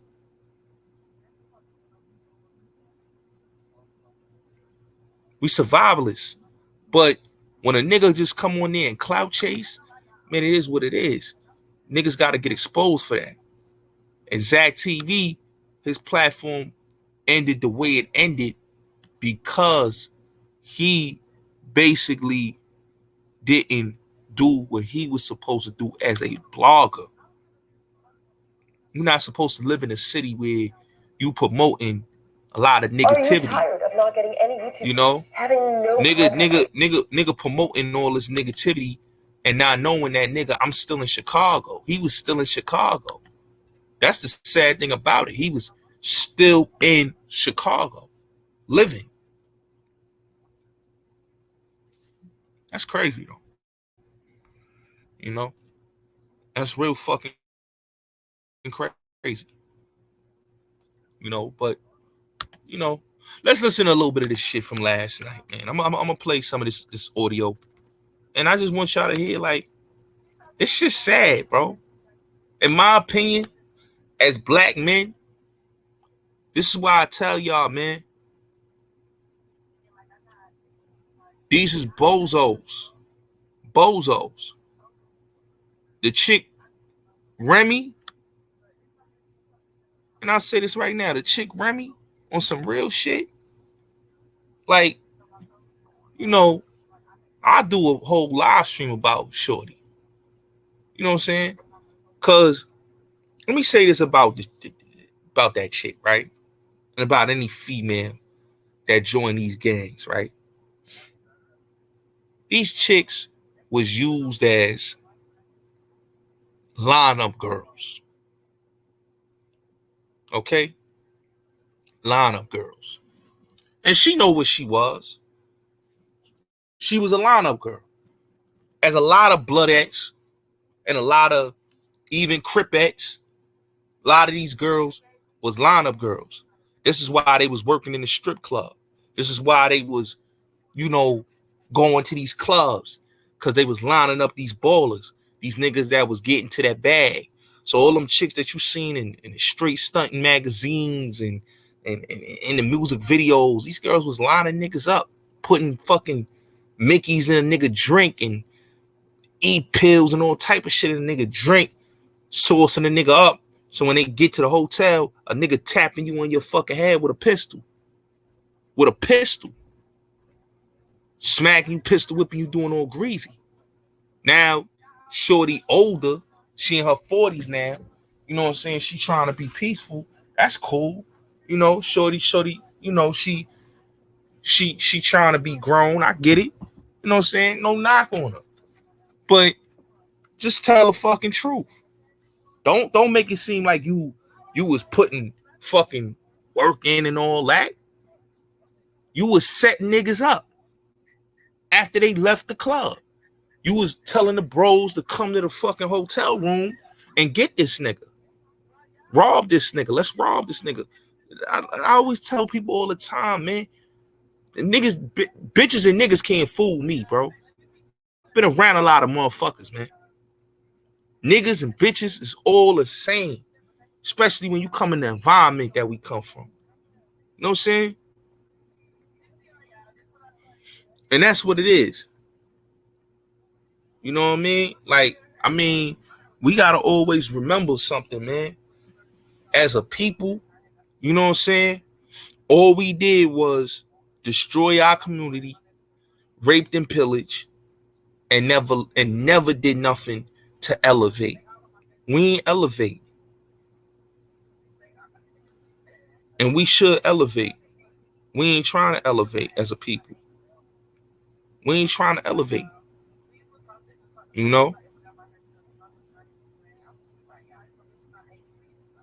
ain't trying to elevate. And we giving people voices that shouldn't even have voices. What type of voices is you having when you basically got people that have a problem with black excellence? Like Hassan, dude, a lot of motherfuckers, his frequency ain't even on the type of level Hassan is. So that's why I always say Hassan shouldn't even try to talk to these type of niggas, because these dudes ain't even on the level as a brother that's talking. I remember Hassan went in whack room one time and niggas was talking some nigga shit. This dude talking about Flip, who had got murdered. You know what I'm saying? This man, he wasn't even on the street that long. Flip wasn't even on the street that long. He just had came home. To get murdered in your hood, laying on the street, dead, brains hanging out. I saw the video. It's a sad ass video, bro. You know what I'm saying? And this man ain't even had a day of freedom. He ain't even had months of freedom. Just weeks. It's a couple weeks. It's a couple days, I would say. Not even a week. He didn't even make it to a week. It's a couple days. How I was telling these dudes, yo, shit gotta stop in the community. These niggas is talking some nigga shit. I'm like, yo, what the fuck? But what people don't understand is they want you to listen to nigga shit and not listen to educational shit.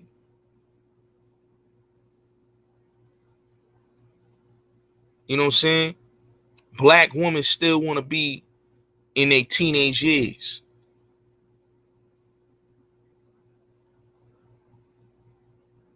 That's crazy. Black men still want to be in their second. That's why I always love that record by Nas, Second Childhood. Because a lot of people in the community is in their second childhood. It's real shit. It's scary, but it's the truth. When you got women and men still in their second and third childhood, that's a problem. I'm at a certain age in my life, the fuck I look like chilling with mother. I'm not giving knowledge to the youth. Why am I chilling with the youth?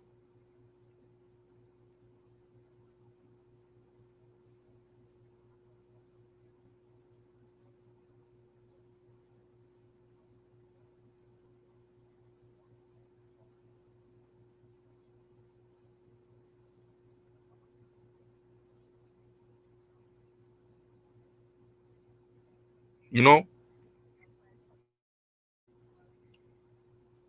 you chilling with the youth, ain't providing the youth no type of change in circumstances of their life. You telling the youth that it's good to be gang members. You telling the youth it's good to be street people. Like I said, I don't got no beef with Shorty. Yeah, I said what I said to Shorty. You know what I'm saying? But I don't got no issue with her. When she said she gonna punch me in my mouth, it was kind of funny. I thought it was kind of funny even when she hit me up. I thought it was kind of funny. She said she gonna punch me.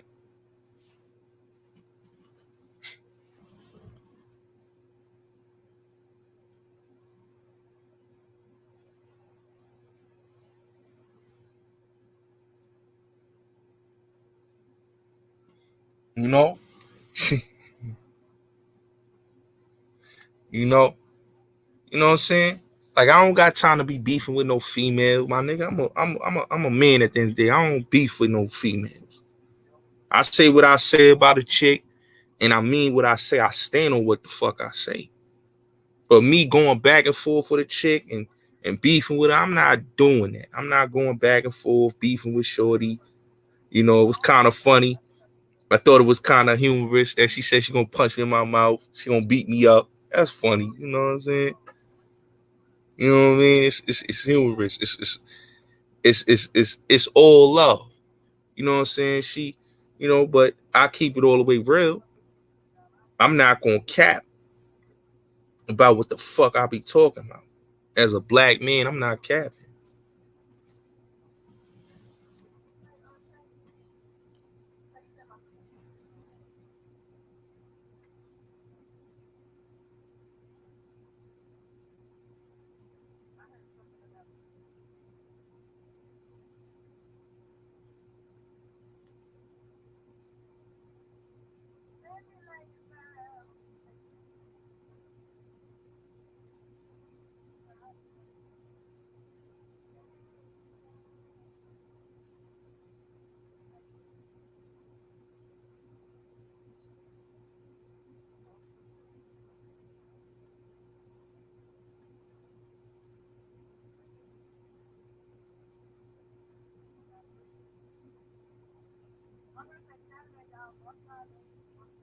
You know, I don't even be beefing with niggas.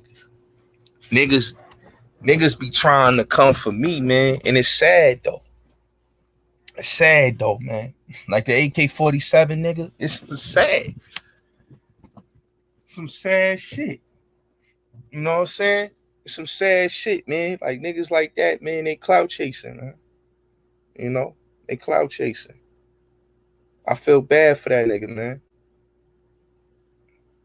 You know what I'm saying? In 2022, I don't feel I think at this day and age, my nigga, like niggas want to be on that beefing and want smoke and want to hurt another black person, my nigga. That's to me, I ain't with none of that. Unless you trying to hurt my family, I ain't with none of that.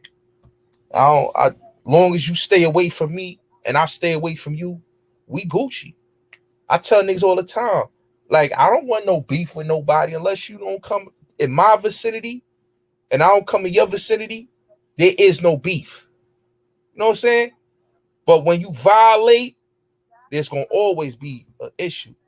But far as me promoting like banging on black, like come on, man. Niggas be trying to bang on their own people, like thinking because they official.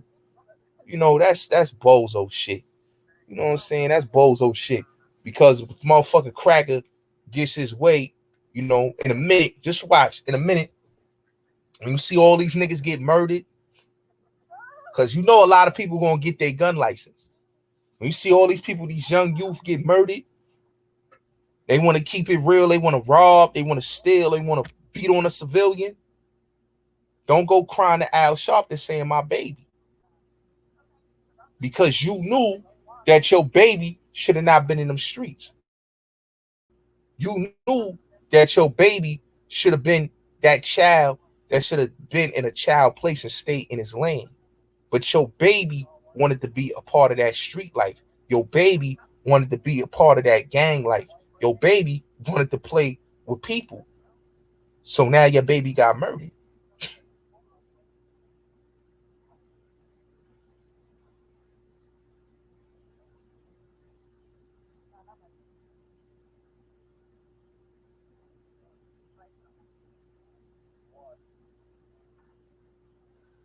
You know? You know what I'm saying? These niggas be talking about they baby, they baby, they baby. I remember watching news one time, and I'm watching the news, and niggas talking about, yo, my son, he was a good kid. And then you look like nigga was doing some foul shit. But this is what people gotta understand, man. Is how you live your life. If you live your life respectable, yeah, shout out to Sub-Zero. That's my guy. Got mad love for Sub, man. Sub, that's my guy, man. Let me say this about Sub-Zero where I fuck with Sub. And I think me and Sub gonna do something eventually. We gonna do something legendary. I fuck with Sub-Zero because, like myself, he don't give a fuck. I don't give a fuck. You know what I'm saying? And I seen it all, been through it all, did it all that. And I told Shorty, I said, yo, come on my platform. Cause I want to just hear her out. I want to hear like, yo, what's with all the cooning and shit for the cracker dude? Like, what's with all the Bedouin shit? You know what I'm saying? She want to be a part of fucking that white man shit. You know what I'm saying?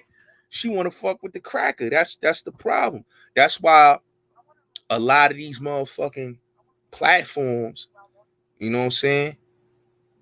They be cooning. They be cooning, man. They be cooning. They be cooning for real, for real. You know what I'm saying? First of all, we ain't worrying about none of that. What you talking about, homie? Ain't nobody mess with her. I said what the fuck I said, bro. Ain't nobody beefing with Shorty.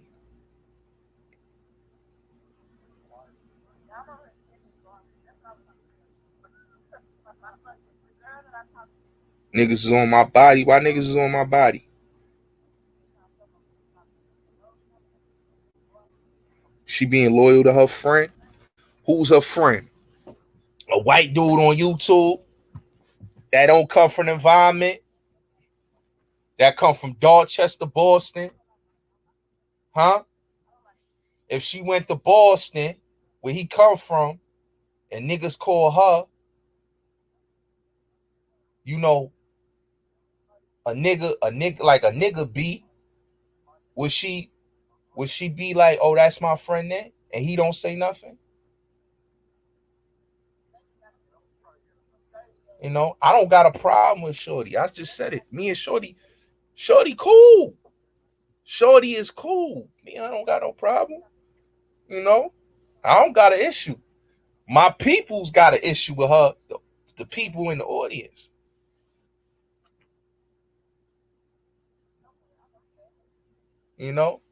She mad about what the fuck I said. I mean, goddamn, like, she know I ain't violate. Everybody get mad at what I say, man. I tell niggas all the time, man, like, at the end of the day, this is business. I don't give a fuck about none of that. Want to fight a nigga and get mad with a nigga and all that. Like, come on, man. We on YouTube. You see, I don't be threatening. I don't threaten no female. Shit. I don't got time to be threatening no female. I'm gonna beat that bitch up. Nah, man, I ain't doing that. Much love to her. Pieces and blessings to her. I wish her the best of life. Continue doing her thing with her music. and stay blessed. You know, maybe eventually we get to have a conversation. But other than that, me beefing with Shorty, what I look like beefing with her? I said what I said. I stand on what I say. Not this. I'm not. Come on. That fucking like, oh, clout chasing. Like, I'm not clout chasing, Shorty. This guy, he don't got a clout chase no chick.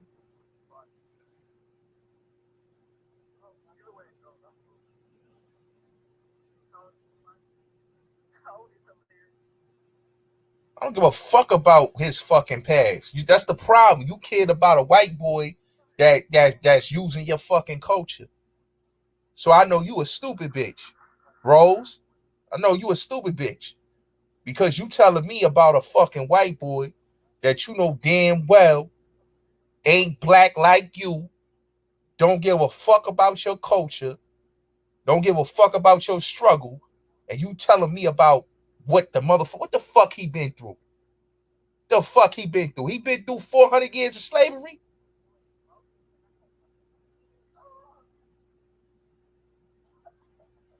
He been through us having a country that raped and pillaged and was stolen from us. So what the fuck he been through? So shit, I don't understand y'all people, man. Y'all talk about what he been through. What the fuck he been through? He ain't been through nothing.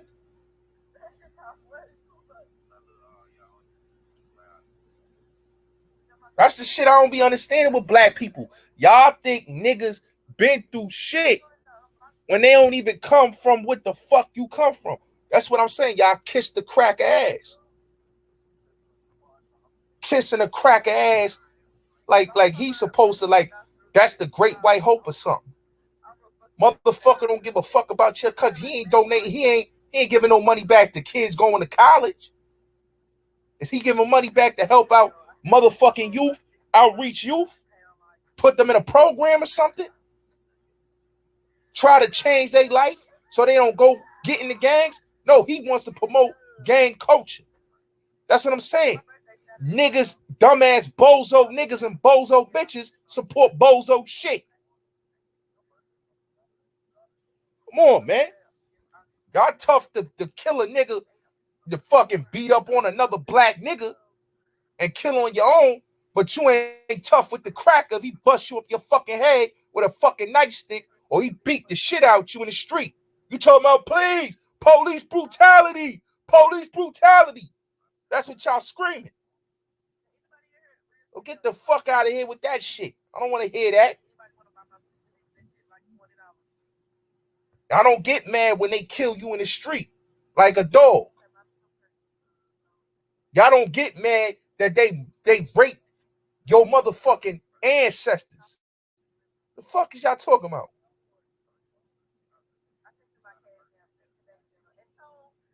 Was I a slave? What the fuck that supposed to mean? Was I a slave? What the fuck is you talking about, bitch? You sound fucking stupid. Talking about was I a fucking slave? So you mean to tell me a nigga that's fucking has a fucking complexion that saves him, and you telling me was I a fucking slave? So what the fuck you think your ancestors was? The fuck is you talking about was I a slave? My fucking ancestors was enslaved. The fuck? That's some bozo shit I even hear from bozo niggas and bozo bitches.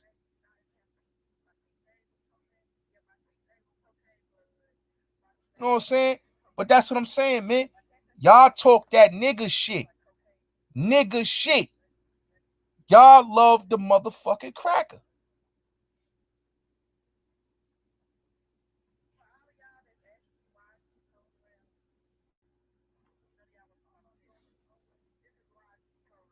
You know what I'm saying? They love the fucking cracker, man. That's what I'm saying, man. When you got self-hate and you don't know your history, you start loving these motherfuckers. Talking about, oh, them motherfuckers did more to me than a black. So cause a cracker did more for you than you doing for yourself, than not getting them situations, you praising them. That's like somebody working for a person all their life. They don't like you, but you a good nigga. They respect you. Come on, man. Ain't talking no stupid. The fuck you talking about? I'm talking stupid, bros. I'm not talking stupid. I'm talking facts. A fucking cracker's a fucking cracker. What the fuck is you talking about? I'm talking stupid. So I'm talking stupid because I'm saying the facts about a white motherfucker playing with black culture. Make it make sense. White culture that they could play fucking Sambo and blackface with our country. Like, come on, man. I'm not saying nothing. So what the fuck is you saying, Rose? What the fuck is you saying? Because you sound like you suck the crack of dick. That's what it is. You sound like you a part of that sellout culture. That's what it is. You sound like you okay with somebody making a mockery out of your people and your ancestors and your culture. You sound like you okay with gang culture being promoted to the black youth. You sound like you love that shit. I don't know my history. How the fuck I don't know my history when I'm fucking here talking about my fucking history. I'm talking about how a fucking culture is being pushed on the fucking youth, and nobody is talking about how they promote Bloods and Crips and all this gang shit, the black youth, but you ain't gonna tell me that I sound wild stupid. But they not gonna promote some real culture, some real shit to the youth. Make that shit make fucking sense. Make that shit motherfucking sense.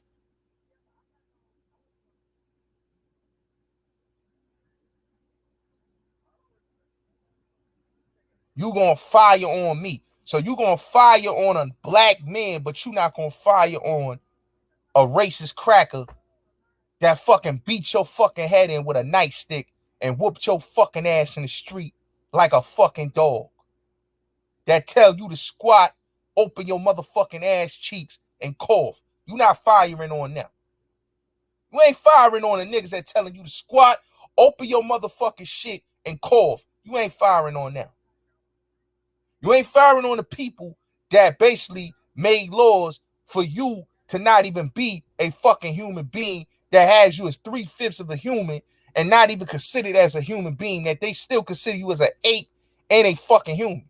Well, you got niggas that still with this gang shit that walks on all fours like a fucking ape and saying they aping and beating on their chest like they fucking gorillas, but you okay with that.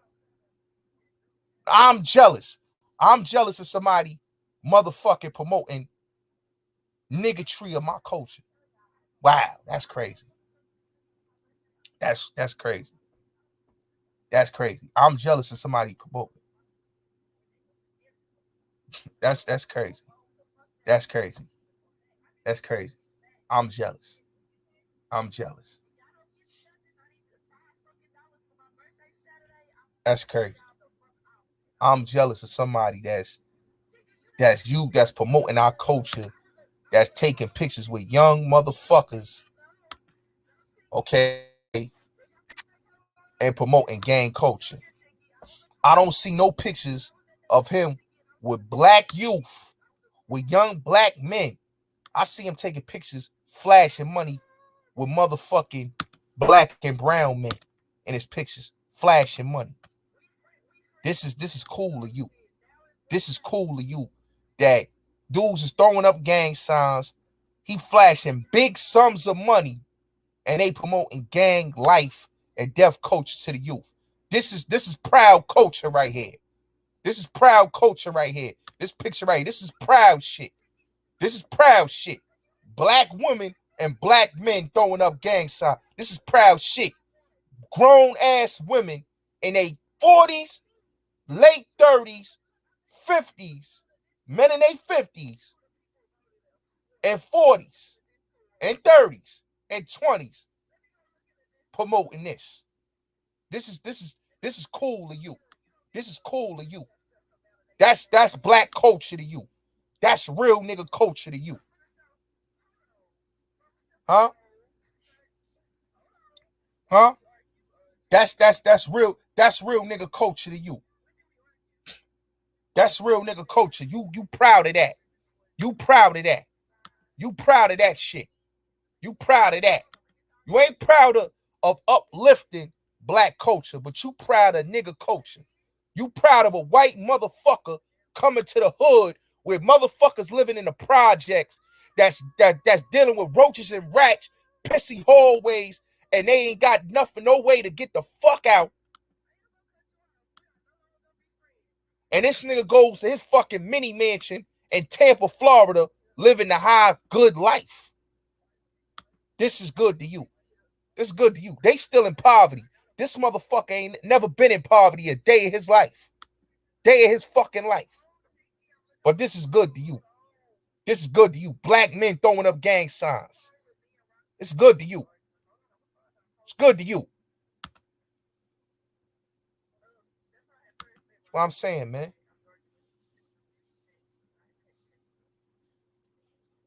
I don't promote no fucking violence. What violence I promote, Rose? What violence do I promote? I ain't telling nobody to go get no fucking guns. I don't tell young niggas to go get fucking guns. I don't tell my motherfucking cousin. I saved my motherfucking cousin and told my cousin to do something positive with his life, and he doing something with business. Business. People around me is getting into business. They doing business. I ain't telling niggas to go get a pack or get a gun. I ain't putting no drugs in nobody's hand. Yes, I've done negative shit, but I don't tell motherfuckers to do no negative shit around me. So what the fuck is you talking about? I'm telling motherfuckers I'm promoting violence. What violence am I promoting, Rose? You as a female, you telling me I'm promoting. I want to know what violence did I promote.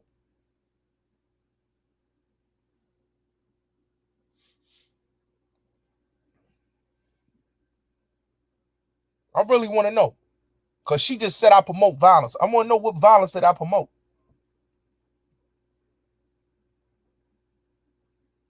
I talk crazy about duck moms. So, okay, I talk crazy about a bitch, okay?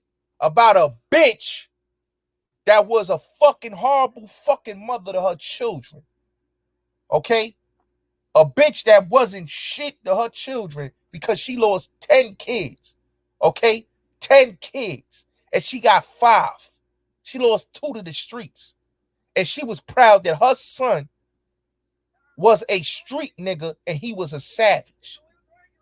Okay? Fuck out of here. Fuck is you telling me, shorty? You telling me that because I have a problem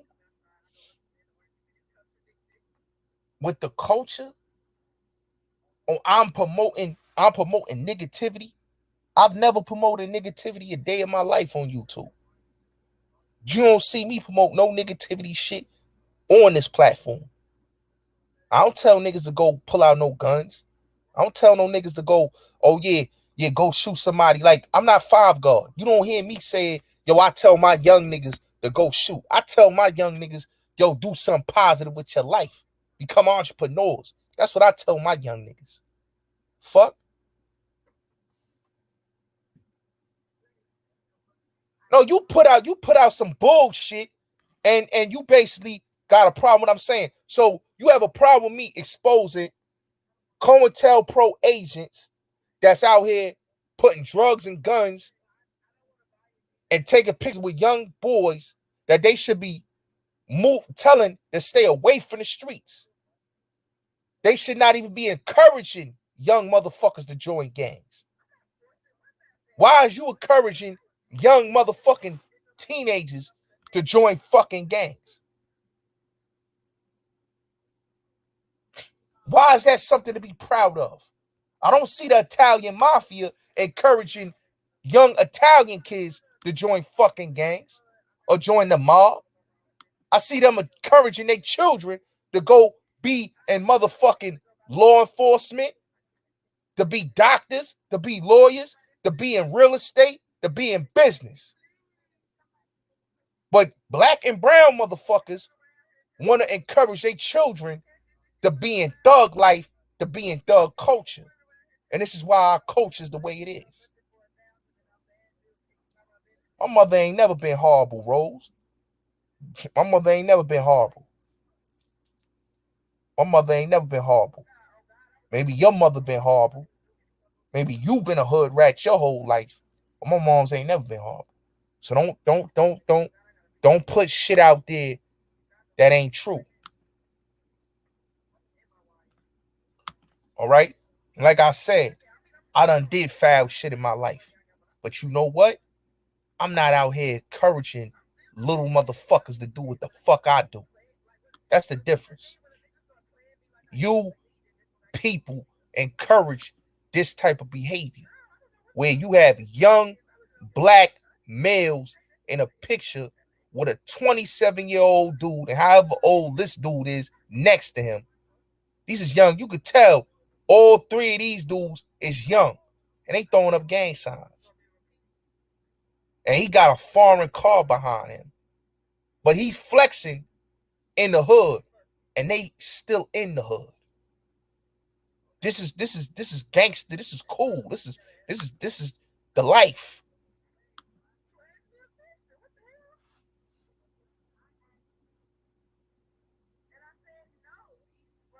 All right? That's the life to a lot of black people. Y'all love nigga culture. So nigga culture is beautiful. The fuck you mean he not encouraging motherfuckers to join gangs when he in motherfucking pictures with motherfuckers that throwing up gang signs? What the fuck is you talking about? You's a stupid bitch because you not understanding what the fuck I'm talking about. If that's not encouraging motherfuckers to be gang members, what the fuck is you talking about? He's up there throwing up gang signs with young motherfuckers. That's encouragement right there. The fuck? Young motherfuckers watch this nigga channel. You don't think they want to be a gang member like this nigga?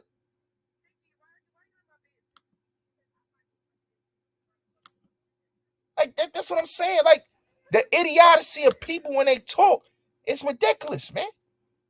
It's ridiculous. This is a promotion of being a gang. Like the gang life is cool. What is fucking cool being under police radar? What is fucking cool being incarcerated or being in somebody's motherfucking casket?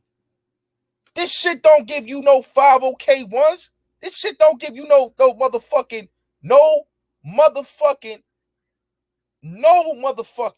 life insurance. No social security. No nothing. This shit gives you a casket. This gives you a motherfucking 5K1. If you niggas want to be rats, this shit gives you a motherfucking lifetime in the penitentiary. This shit don't give you no type of future.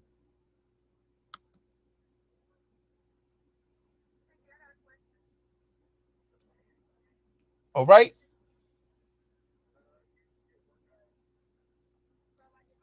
So they was in the gang. So you proud of people being in the gang, Rose?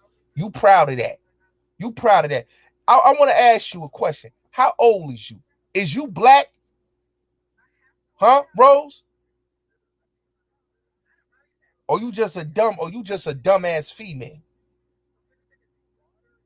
Like, or some real shit, because the fuck you saying sound fucking dumb.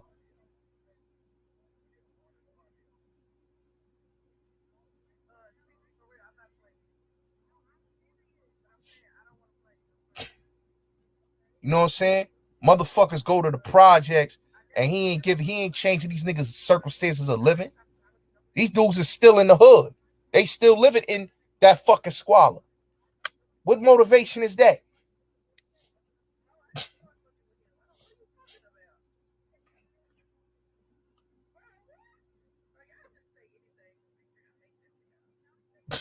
I don't give a fuck. I don't give a fuck. You come on, you talking all this shit. You can hit the fucking link. You can hit the fucking link. Because I'm not understanding your mental capacity on the shit you talking, Rose. This is why a lot of times, a lot of you females in the black community, y'all, the poor choices that y'all make is the reason why y'all lives is fucked up. The poor choices that a lot of you chicks make is crazy. My mother was a grown-ass woman when she had me, okay? She wasn't no fucking underage, no none of that, okay? That may be your mother, okay? But they wasn't mine.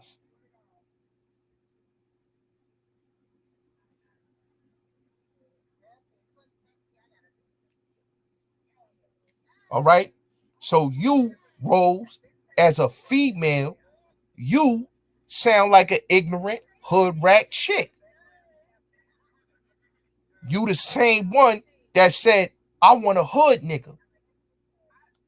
A lot of you chicks is the reason why a lot of y'all is fucked up, because y'all want to talk about y'all want this and that, and y'all get tired of hood niggas, then y'all want to go fuck with the white man, and when he whoop your motherfucking ass, oh, it's a problem. It's a problem. Then y'all want to become lesbians and shit. You know what I'm saying? Because the problem with black women is they mad at their lives. They don't want to grow up. They still stuck in their second childhood. Any woman that's in their 40s, she need to look at her poor choices and her poor decisions. And if she has daughters, she need to stray them away to be positive.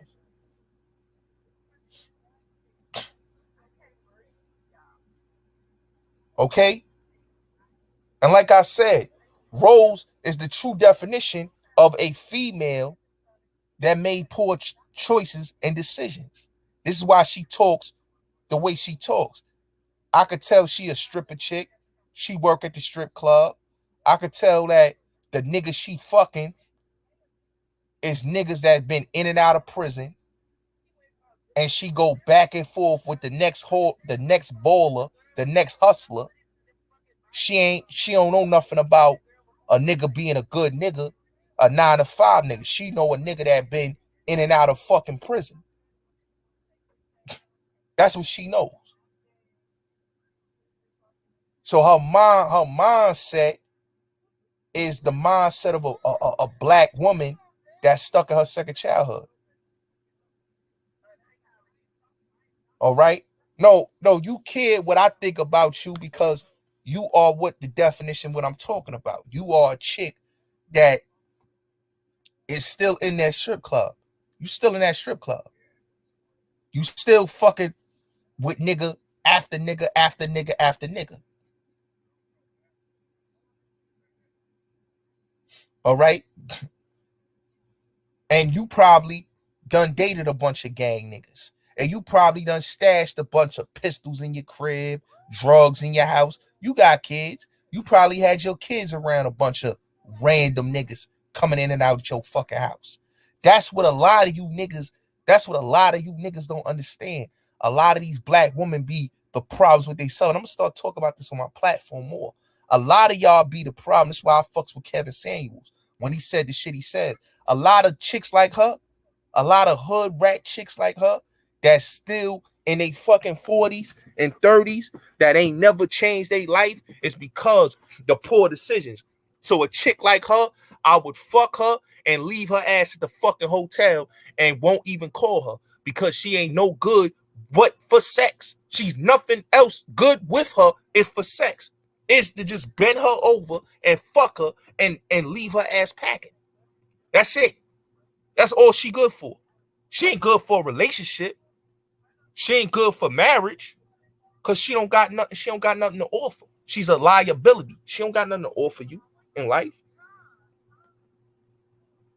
That's why they get mad when I say what I say on my platform, because when you fucking with bird ass females, that's liabilities. they always is going to understand the facts.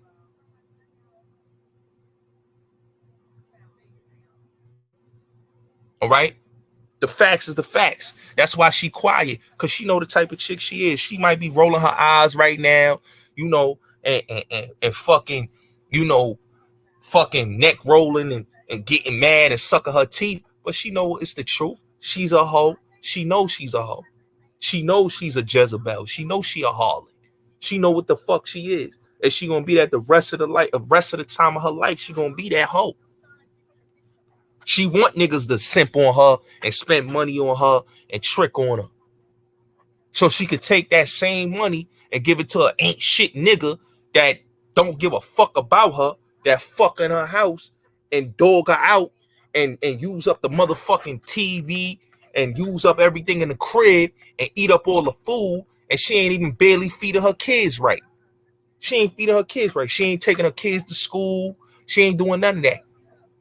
Her oldest child in the house gotta be the responsible. And if she got a boy, he gotta be the motherfucking responsible motherfucker in the house. Insecure women. Insecure women support anything. All right? I couldn't get your attention on a bad day. No, you are a stuck-up chick that think your pussy is fucking platinum. And you is what you call a hood booger. You know what you is. You know you a hood booger. You know you don't come from shit. You know you don't come from a motherfucking intact family. You come from a family that's toxic. You come from a mother that's toxic. You come from a father you probably don't even know.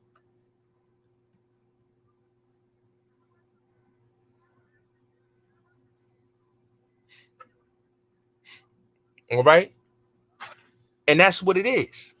So toxic ass females is going to support that toxic behavior. Why do you think these young men do what they do? They join gangs because they want to impress these fast ass females that was throwing that hot pussy around since they was a teenager, talking about niggas sexually assaulted them and did all type of shit to them. They was getting broken in.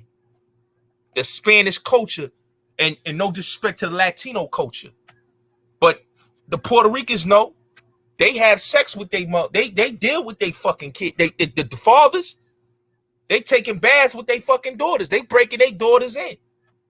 That's why Puerto Rican women is very fast.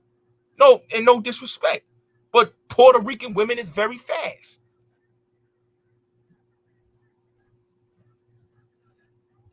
Black woman is very fast. They mama going loud they daughter to fuck a nigga that's 30 years old. That's 25 years old. That's facts.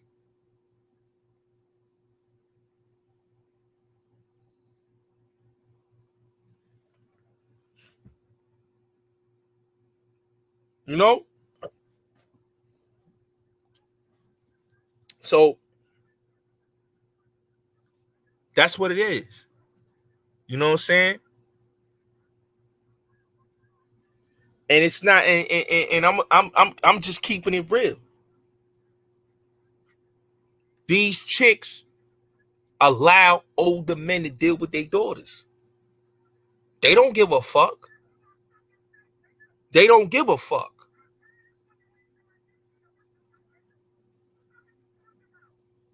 They don't give a fuck. Yeah, you don't know your mother and father. You don't know your mother and father. If you knew your mother and father and you had you wouldn't even be supporting niggatry. Okay, Rose? You wouldn't be supporting negativity if you knew your mother and father. You would be talking, this is not even something that we should be supporting. You support nigga shit. Okay? You a fucking liar, Rose. See, that's how I know you's a stupid bitch. You quoting shit that's not true. But I get it. Black women always want to quote dumb, lying ass shit. And you don't make sense as a woman.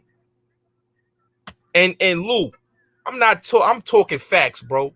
Okay? I'm talking facts about these hood bitches. Okay? I'm talking facts about these hood bitches. Okay? And that goes for black and brown women, these hood bitches. This is why I don't go with all that fucking this sexually assault shit. I don't go with all that. Because these same grown women, these same mothers be having their daughters around these grown men. Okay? They open the door up for these grown men to have sex with their daughters. Okay? And they okay with these grown men fucking their daughters. Okay? Long as he bringing the fucking money in, they letting them throw the pussy at these grown ass men. Okay?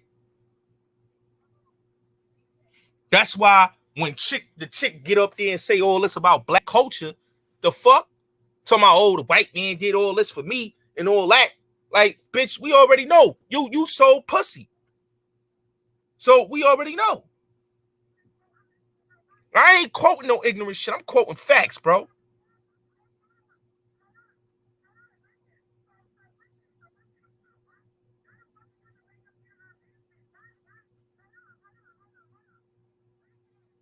Yeah, you putting that time in.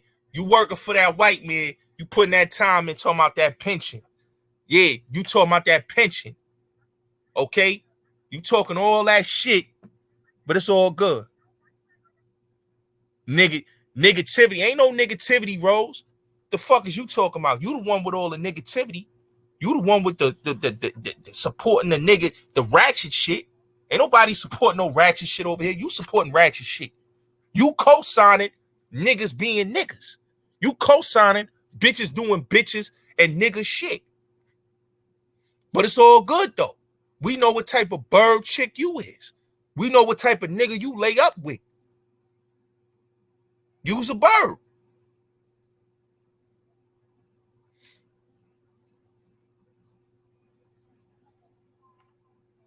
Okay? One fact listen, bro. I'm not understanding you, Lou. Okay? Because what I'm not understanding from you is, bro, you is another one, bro. Like, bro, the fuck is you like, this is what I don't get with y'all dudes that come on this channel, right? Y'all is proud of nigga shit all day, every day. All right? Y'all is proud of platforms where dudes, like, I don't understand how y'all dudes support channels that ain't about nothing to uplift the youth. God, you funny, bro. Hold on, Ra. Hold on, Ra. Hold on. Y'all don't support channels that's about uplifting the youth. Y'all support channels that's about brothers killing, shooting, and hurting, right? I like Saint Lad's channel, right? You know why I like Saint Lad's channel? He got brothers up there talking their story. I get it. They talking their story, and that's beautiful. But if people listen to Fuquan, go on Fuquan channel, I fucks with Fuquan channel. Because he not just talking about prison. He talking about real shit, and he have a message. It's certain, like Mikey B. I like his channel. What I didn't like about what Mikey B did, what made me talk about his channel, was that, dude, you got a channel where y'all brothers is trying to reach the community. Y'all don't need to be dibbling, dabbling about none of that other shit that these 050 niggas is doing. Y'all dabbling with them niggas, but then y'all don't want to call out another nigga that's an informant. Y'all praise one informant, and then y'all want to call another man an informant. You can't praise Corey King, and Corey King is on documentation. If you look him up, his Fed number, and you look up his shit. Hold on 1 second. I'm about to screenshot the shit right. I'm about to hold this shit up right now for y'all. If you look up Corey King right now, all you got to do is type up his shit on YouTube, on Google, I mean, okay? You look him up, it's the same person, okay? Nobody putting out no fake shit about Corey King. It's all connected to him. Just type in his Fed number in Google, and it comes right back to Corey King. It comes right back to CK, okay? This is him. This is him. He's an informant, a federal informant, okay? Nobody's lying on this man. Nobody's fucking snitching on this man. He's what he is, a federal informant. Okay? Federal informant. Nobody's lying on him. Nobody's lying on him. Nobody's lying on him. Nobody's putting slander on him. Nobody's none of that. It's what it is. It's what it is. So when people used to say, oh, Gotti, you lying on Corey King, I'm not lying on that man. I'm not lying on him. I'm not lying on him. He's a federal informant. Come on, man. This is him going to the courts. Okay? Going to the appellate court. This is Corey King going to the appellate court. Okay? This all attached back to him. This man is a confidential informant. Okay? But y'all support these type of people. This is why I say that, shout out to AZ. He said this a long time ago, man. This shit is deep cover shit. Because everybody talks this real shit and talks this real nigga shit and this and that, but they don't want to tell their truth. They don't want to live their truth. They don't want to live their truth. They'll rather you basically sit there and believe they stood tall, they did their time like everybody else, but they don't want you to see who they really is. Who they really is. They don't want you to see that they're confidential informants. They don't want you to see that they tell on motherfuckers. They don't want you to see that. They don't want you to see that.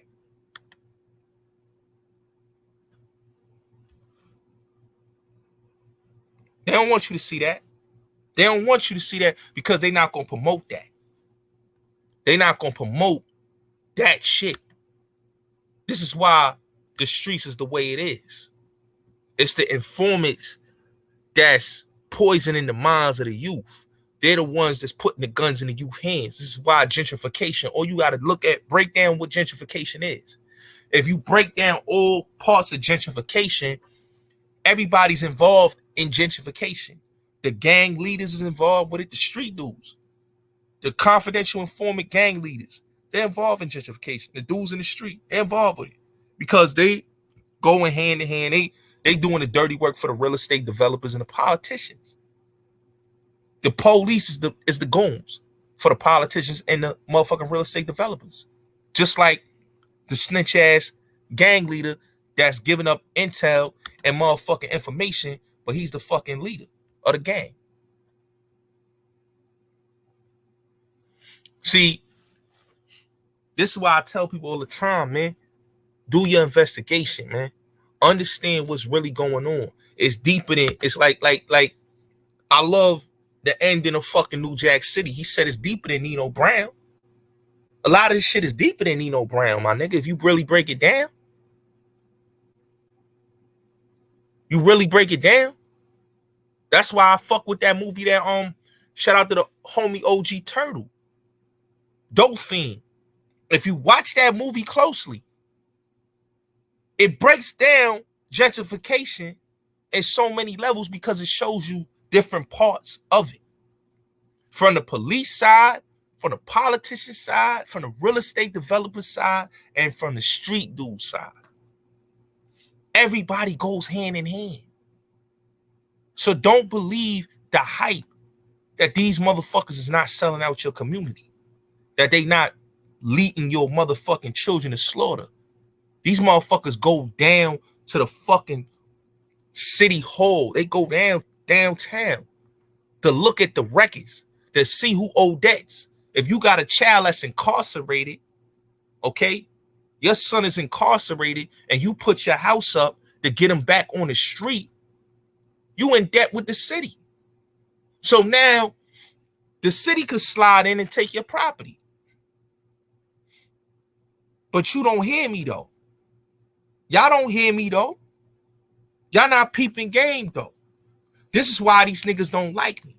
This is why these niggas don't like Hassan. This is why they don't like dudes like that that's gonna speak that truth, because we speaking against the motherfuckers that's with the agenda. These niggas is with the agenda. They with the agenda. 24/7 they with the agenda. Because they work with these people.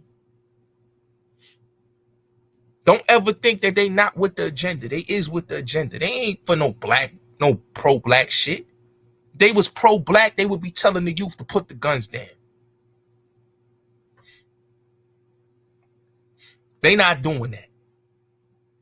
That's why when I listen to some of these dudes like Mikey B and the nigga Ja Ace, because I know he listening. Nigga Ja Ace, man. Like, nigga like that. Like, dude, you talk all this pro-black shit, Ja Ace, but I never hear you call that shit out. Call it out, nigga. Don't talk about rats. Like, you niggas always want to talk about rats and shit. Like, I tell people all the time, like, Mel is my motherfucking family, nigga. You heard my cousin said, Mel is, that's my family, Mel. John Mel is my family, nigga. I don't tell niggas that he's my family. I don't tell niggas that Mel murders my cousin. I don't do that, my nigga. I'm my own fucking man. I don't live off a nigga name and reputation. That's my motherfucking family on my pop side, my nigga. Real talk. So I know what happened to 6ix9ine. I know they extorted 6ix9ine. And he wasn't going for the shit. So when 1090J talking about 6ix9ine sitting next to Hassan, my nigga, like, what the fuck is the, like, my nigga 6ix9ine ain't did nothing to Hassan. Hassan has every right to do what the fuck he doing. You know? Same with anybody that does something with 6ix9ine. Like, let's keep it real. Shotty is the reason why them dudes is in jail. And what you niggas don't understand is that if you rob somebody and they being good to you and they changing your living circumstances, why would I want to rob and beat them up? Why would I want to do that? And I'm changing dudes that is sleeping on the floor. These is dudes that slept on the floor or might be living in their baby mom. Like, Mel was living in his baby mom's crib. Shotty was sleeping on the floor. Niggas came out like they didn't have to do the shit they did to that boy. But because they did what they did, this is what happens. So I'm not mad at 6ix9ine for doing what a civilian would do. He's not a street nigga. He was never a gang nigga.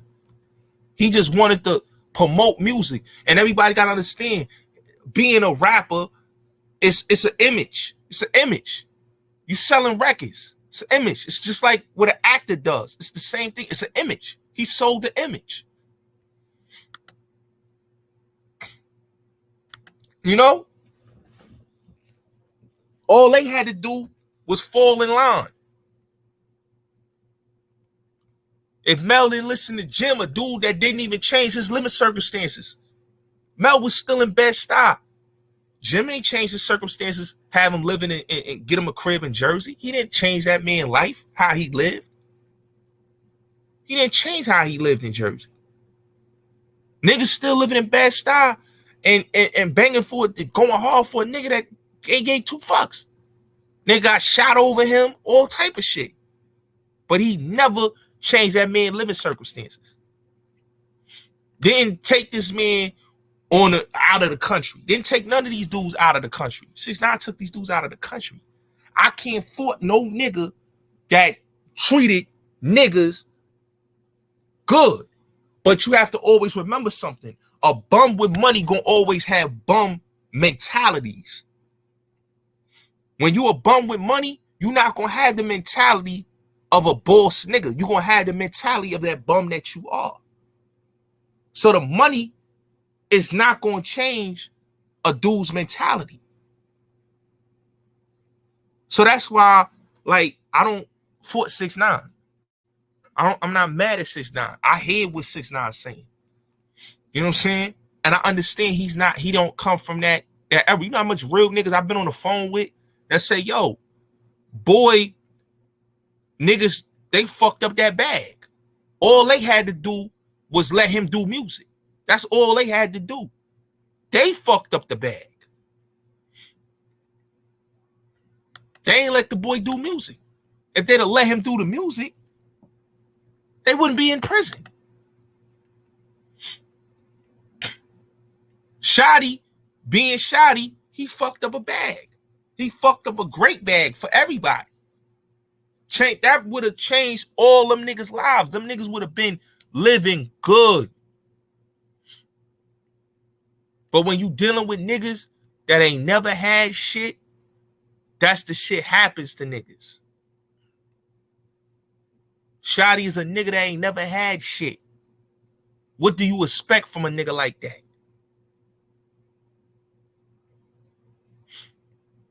So if anything, Shotty is the reason why they are in jail. Not 6ix9ine. Shotty is. Nigga ain't give a fuck about them fucking his bitch. He cared about why y'all robbing me and beating me up. When nigga, I gave y'all niggas 89,000.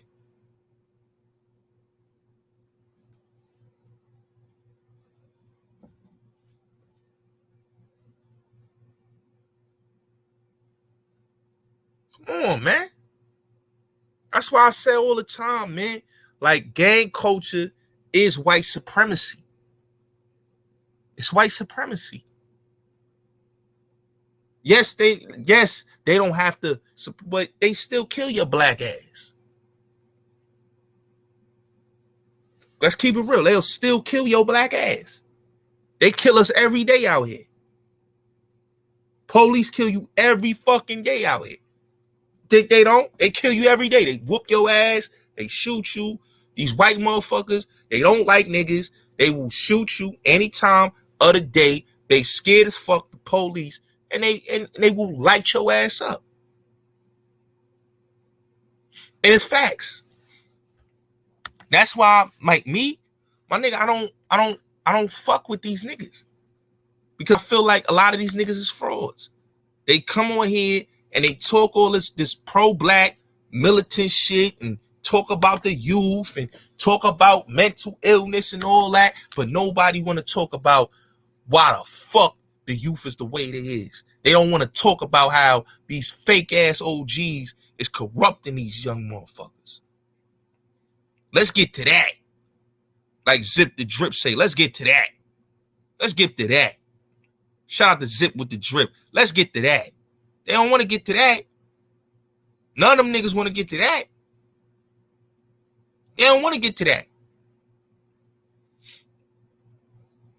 Because they know that you fucking up positioning for them. They know whose side they on. They know who they fuck with. They know who they run with.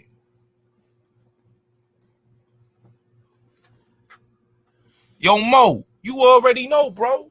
But you gotta understand, that's Shaquille. That's Corey King.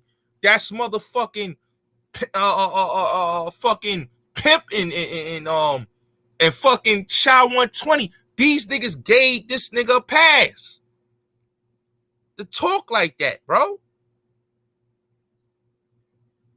You think OG Mac would allow a nigga like that to talk like that? Fuck no. That ain't going down.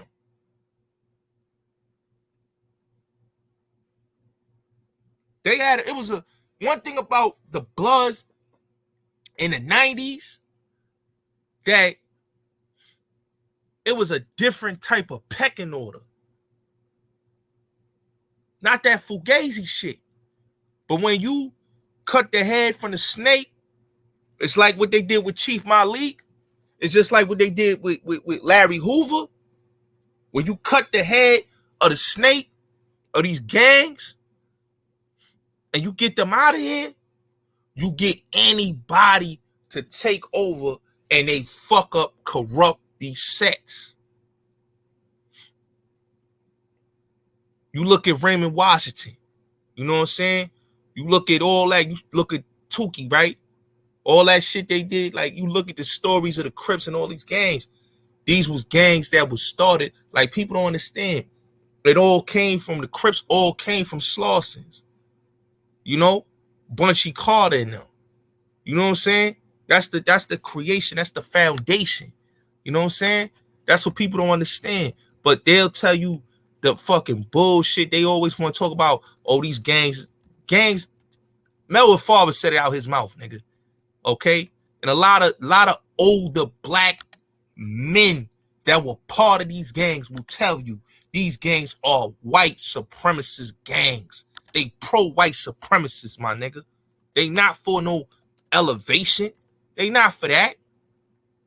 Ain't nobody at the age of 27 years old or 22 years old should be a part of any fucking gang. A gang is for people that are teenagers. If you a grown-ass man being in a fucking gang and you corrupting the kids to be a part of these gangs, this is crazy, my nigga. It's crazy. Like, we seen 1090J get fucked up on camera. We seen him get fucked up on camera. We seen this man told on camera. We seen what characters these dudes are. But we still support these type of motherfuckers. We still support them. We still support them. And we give these niggas flowers. I wish I would give any of these niggas flowers. I ain't giving none of these niggas no flowers. I keeps it real with my shit all day, every fucking day. That's why niggas don't like me. Think I give a fuck about a YouTube nigga not liking me? I don't give a fuck about niggas not liking me. I don't give a fuck about niggas doing anything to me. You know what I'm saying? I walk with the Most High. You know what I'm saying? I preach the realism and realness. You know what I'm saying? At the end of the day, niggas done lived a fucking grimy ass life and done did some grimy shit. But as an older person, as almost an elder, man. A lot of niggas don't understand when you turn a certain age, you become an elder to the youth. You an elder.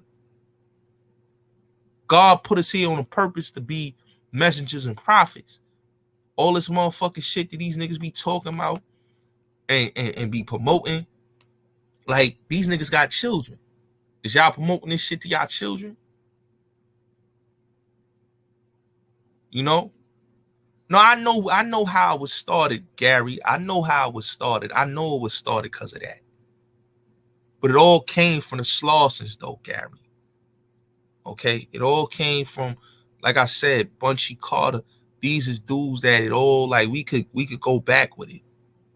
What I'm saying is, okay? What I'm saying is about gang culture and just street life in general. The promotion of street life, the promotion of gang culture is not something to be proud of.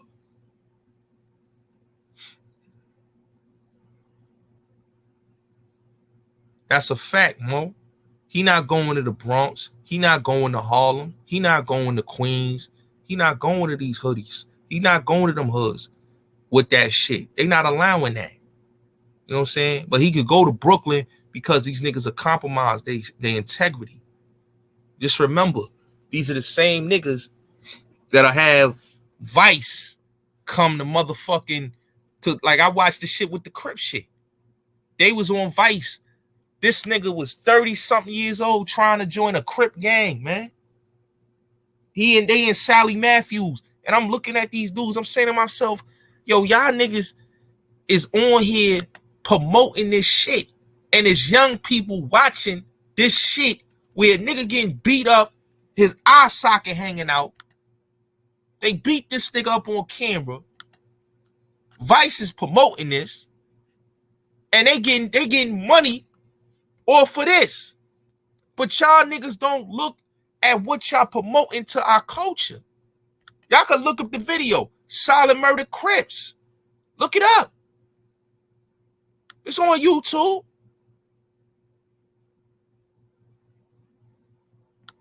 And that was in Brooklyn.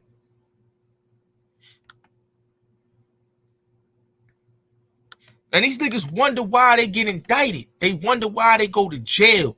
They wonder why the community the way it is. Because we don't promote a culture of realism, of positivity. We promote a culture of gang violence. We promote a culture of maiming and hurting each other, robbing each other. A dude will lose his life. Okay? Let's get this clear. A dude will lose his life over jewelry, over watches, over a car and all that. But you look at dudes like old boy, he not losing his life. He felt comfortable wearing his jewelry in the hood. But you will rob me. You will rob every other black man. You will shoot every other black man and kill him in the street over a fucking chain. A piece of fucking chain. Just a fucking chain. It don't even gotta be real or nothing. But you'll lose your life over a fucking chain. Let's make this shit make sense. They rob and kill their own people. And we promote these type of niggas. China Mac went up there and threatened Queen's Flip and Space Ghost. I don't fuck with the antics that Queen's Flip do. They went up there 15 deep pressing him. He goes to California. He gets in an altercation with the AD dude. Dude whooped him out. He trolled them. He was trolling them. He was trolling them all on his YouTube channel. Trolling the dude AD. He goes to Cali, fights the dude. Yo, we cool. We cool. We cool. We cool. Dude said he had the video. He gonna put it out. Oh, I don't want no problems. But this is why I tell people, we gotta really call these motherfuckers out, man.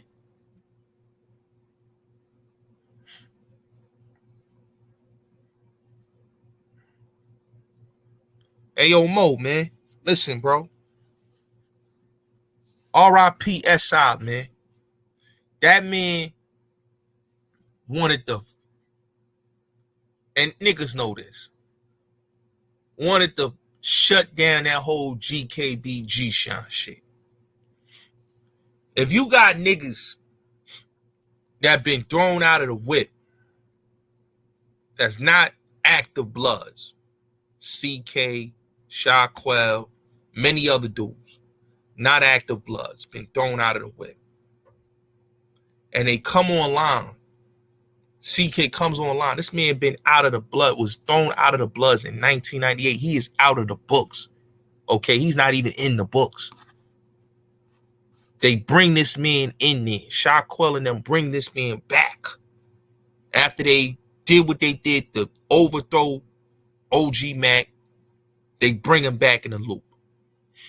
Deadeye is Muslim. So he's not a blood no more. But these dudes bring dude back in the loop. Knowing that this man is a federal informant, knowing he's a federal CI, confidential informant, knowing that he's telling on people,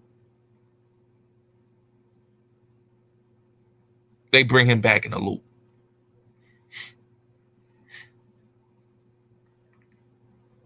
That's crazy.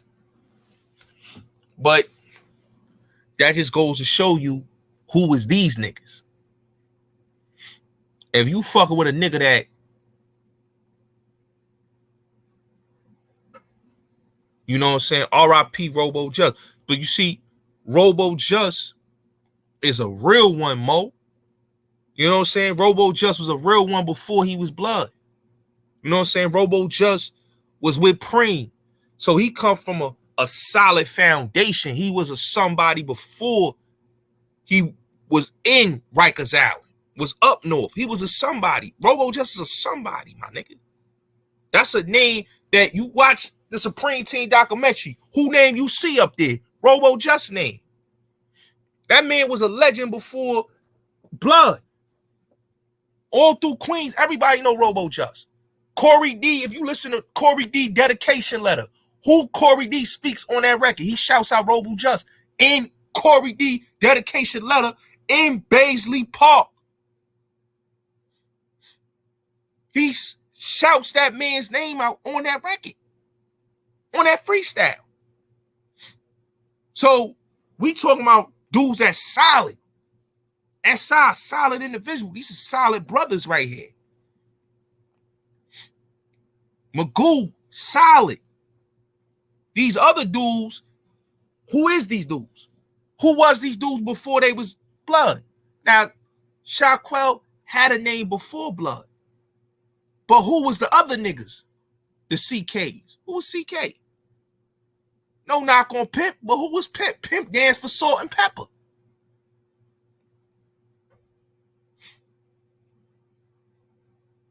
Come on, man. Pistol Pete was somebody before Blood. So a lot of these niggas was nobodies. Kev Frost was somebody before Blood. Before he was Blood, he was YGs, Young Gunners. Names that we talk about, a lot of these dudes was somebodies. You'll never see Kev Frost come up here and do any of them antics. You'll never see, dudes is somebodies. They name ring bells. You can hear what I'm saying. They name ring bells. Corey King was a nobody that wants to be a somebody. Because Pete ain't fuck with Corey King. All this shit goes back to Corey King. Because he support these type of niggas. Because he is an informant. So he's with the Asian provocateur shit. That's why they gave him that construction job. That's why he's able to get jobs. The nigga, if you watch fucking Goodfellas, what the fuck they give a nigga that been in the feds? They give him a job, a new location. Nobody ever asked him, why was you in Houston, Texas? He went back to Houston, Texas. He's not in New York City. He's in Texas. If he ain't in Texas, he in North Carolina. Come on, man. Niggas need to peep. A lot of niggas infiltrated. That's why I don't fuck with Sinetta. But one of the best interviews that I heard on his channel, and I'm giving Supernova Slum his flowers. And it was true facts what he said. What happened to Bloods, if you look at in 1997 when Sharon the Worm basically went to the Daily News and they interviewed him on Fox 5 and they was talking about the slashings.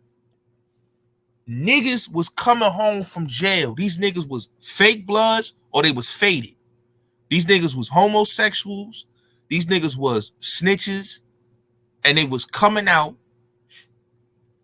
raping dudes, turning them blood, raping females, turning them blood, snitching, and it was turning niggas blood. And this is why the 1999 spring cleaner had to happen. Because the shit they was doing wasn't a part of the plan. And you know what happened? The feds went and got OG Mac in 2000 and 2001. Corey King got picked up by the feds in 1999. He's in the feds 99, 2000, 2001. He goes back to the state in 2001. He gets released in 2003. He gets relocated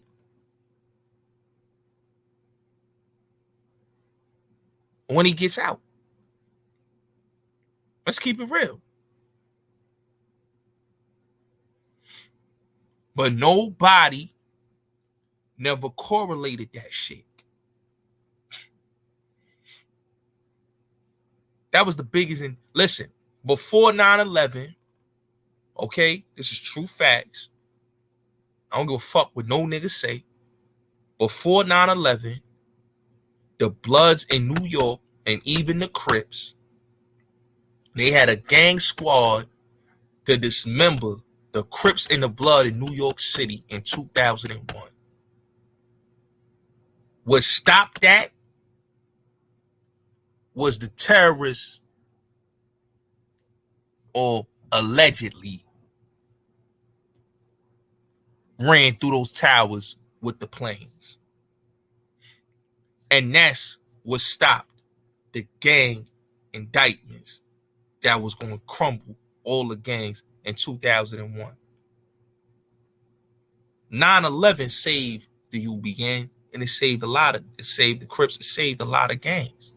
9/11. This is true facts. No cap. True facts.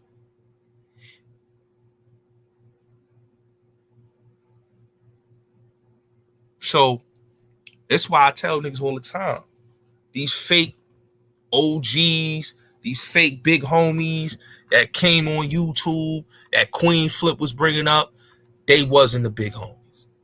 Rob Lowe was, OG Mac is, they wasn't. Hold on one second.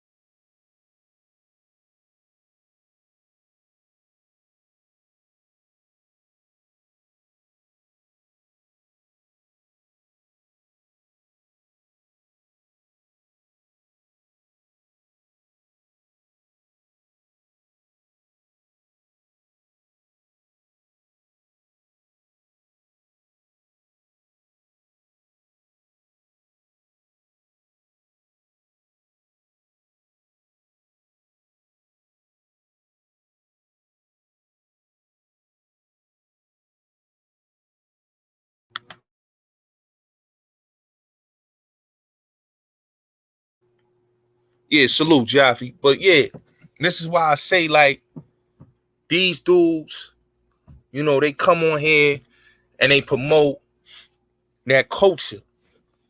And this is why I tell dudes all the time, man, if you ain't pushing to get a bag or you ain't pushing some positive shit, I'm not trying to hear none of that. I'm not trying to hear none of that nigga shit. You niggas know what you is. You niggas know that y'all getting paid to be federal. Y'all federal informants. And the shit just looks spooky because every time you look, these niggas getting slotted on by the feds and they getting locked up. And then the niggas that you think is supposed to be getting cuffed up, they not getting cuffed up. It's the niggas that's always bringing these niggas up, shouting these niggas out. These motherfuckers is what they is, man. They agents, man. Agents of chaos, man. You know, they rats. You know, all rats, man. That's why when people talk about the Bullets Gotti show, they talk about me, man. They can say whatever the fuck they want to say, man. I don't give a fuck.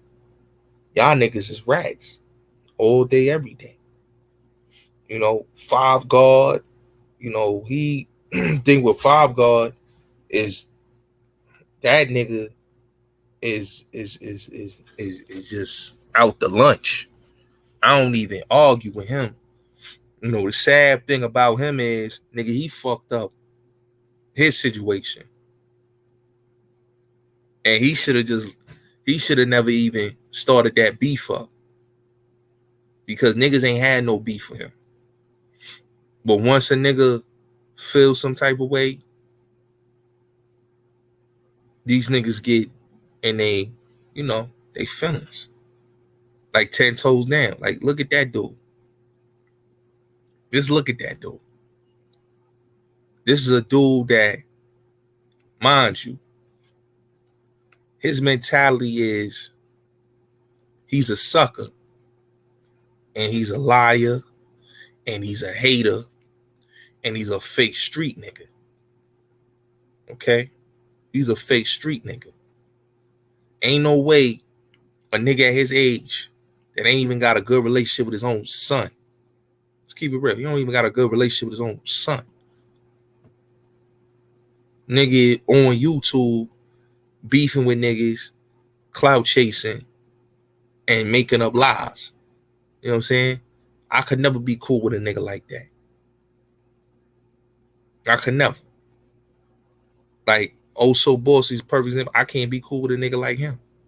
Why'd I be cool with a nigga that shot a little kid in the motherfucking chest?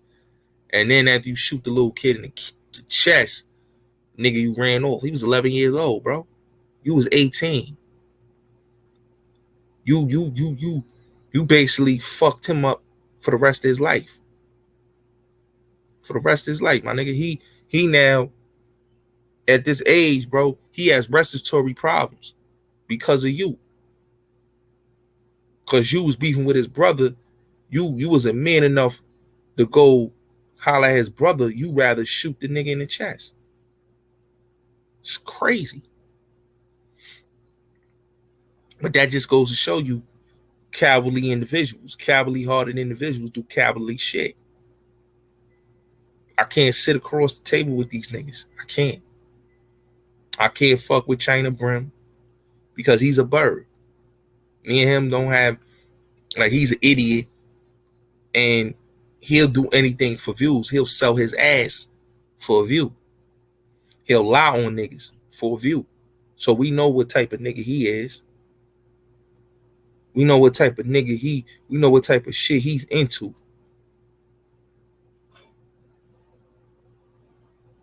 You know what I'm saying?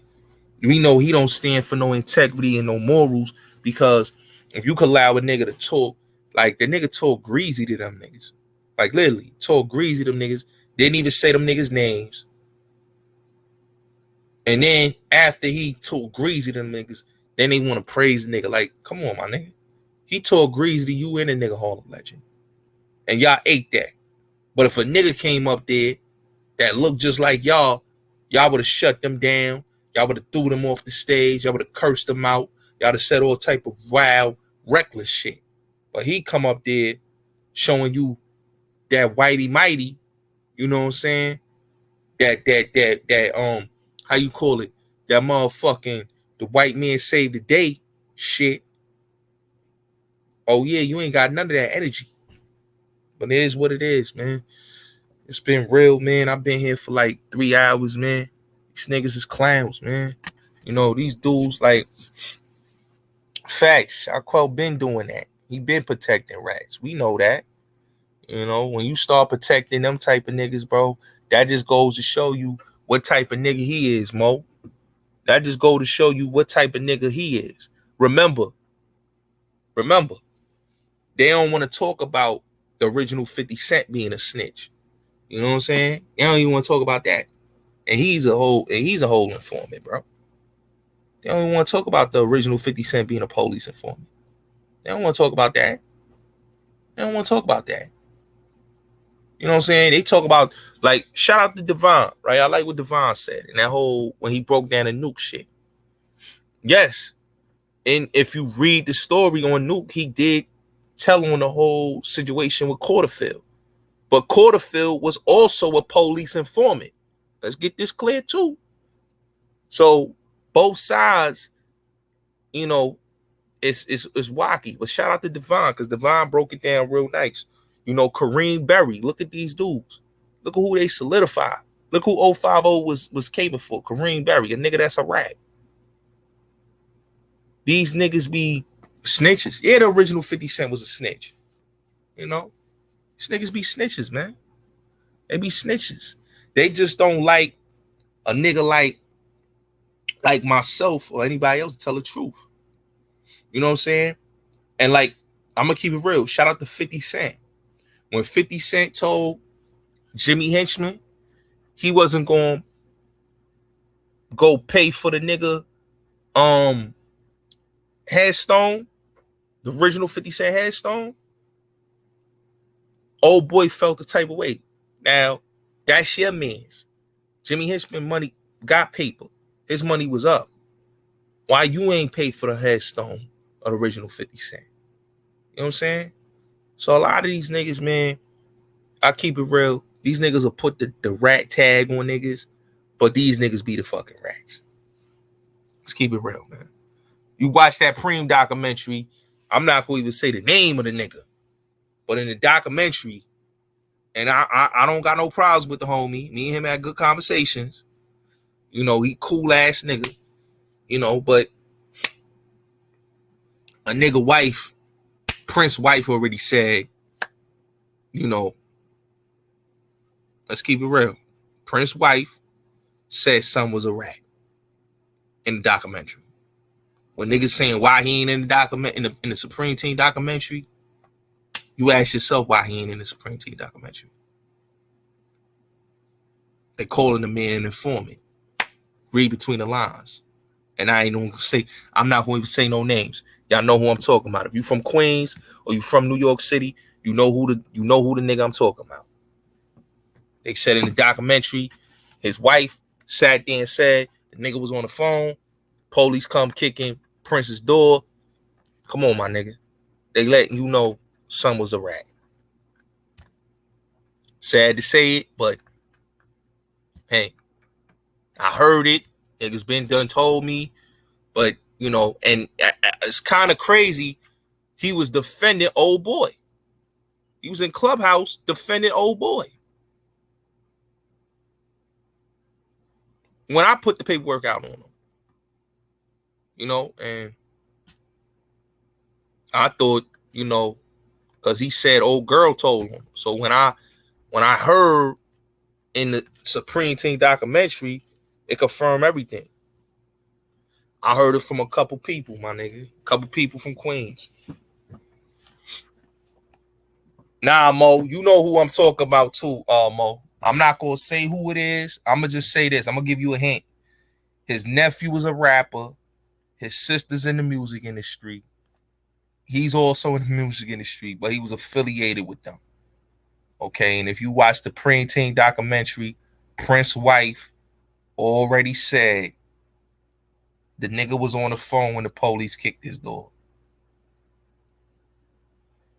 That already sealed the deal right there. They saying that son was the confidential informant. Come on, man. Come on, man. Come on, man. That's why I be trying to tell niggas the streets is a fucking myth, my nigga. The streets is a fucking myth. The streets is a fucking myth. We ain't gotta yell and scream about who's real and who's not. The streets is a fucking myth. You know, and this is and Mo, the crazy thing is he was in my room and in another room defending Corey King. When I put the paperwork on him being a confidential informant, and then niggas hitting me up telling me, but I heard it, but I never believed it was true. And then hearing it from Prince's wife in the Supreme Team documentary that he was the confidential informant that got the door kicked in. Now I understand why he wasn't in the documentary.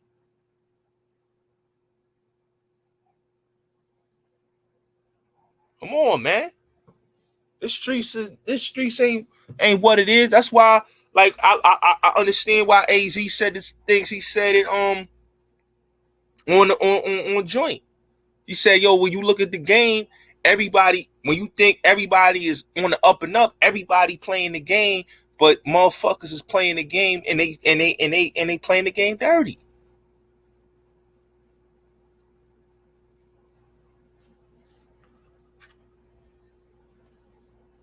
Come on, man. Come on, Mo.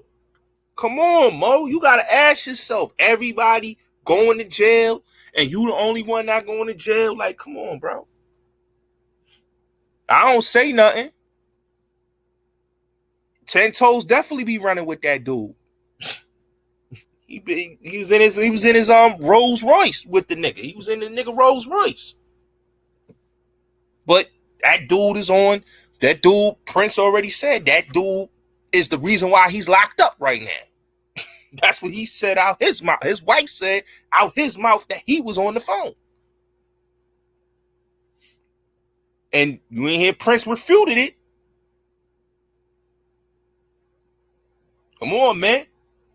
If everybody in that documentary, you not in the documentary, and niggas is asking why he ain't in the documentary, It's 2 and 2 right there in the documentary. Why he's not in the documentary? Because he is considered the CI snitch. That's why he's not in the documentary. Sad though, you know? So you can't be surprised with a lot of niggas, man. A lot of niggas be saying they real street niggas and they thorough and they official and they OGs. Man, the game is a myth, man. You better take it with a grain of salt. That's why when niggas was mad with Poe kept it 1,000. Yo, these niggas, listen. He kept it 1,000. That's why I couldn't be mad with Poe, because Poe let his nuts hang. He let niggas know, yeah, I cooperated. I did what I did. My nigga, I'm still that nigga. That's why, like, when niggas say, yo, niggas should have been, yo, come on, man. Niggas ain't want that smoke. You know? And old boy, like I said, old boy was in that room defending CK. Talking about, yo, they putting smut on that man's name. But it's the truth. It's the truth. It's the truth. Look at Keefy D, bro. Look at Keefy D. Keefy D is a perfect example. Look at Mob James. Look at these dudes, man. Look at these dudes. These niggas is what it is, bro. It ain't no such thing as no honor amongst these, my nigga. When niggas talk about that Big Meat shit, right? If you really look at it, who got Big Meat jammed up? His brother Southwest T got him jammed up. Let's keep it real. That's why Southwest T is home and Meach is still in there. Let's keep it real.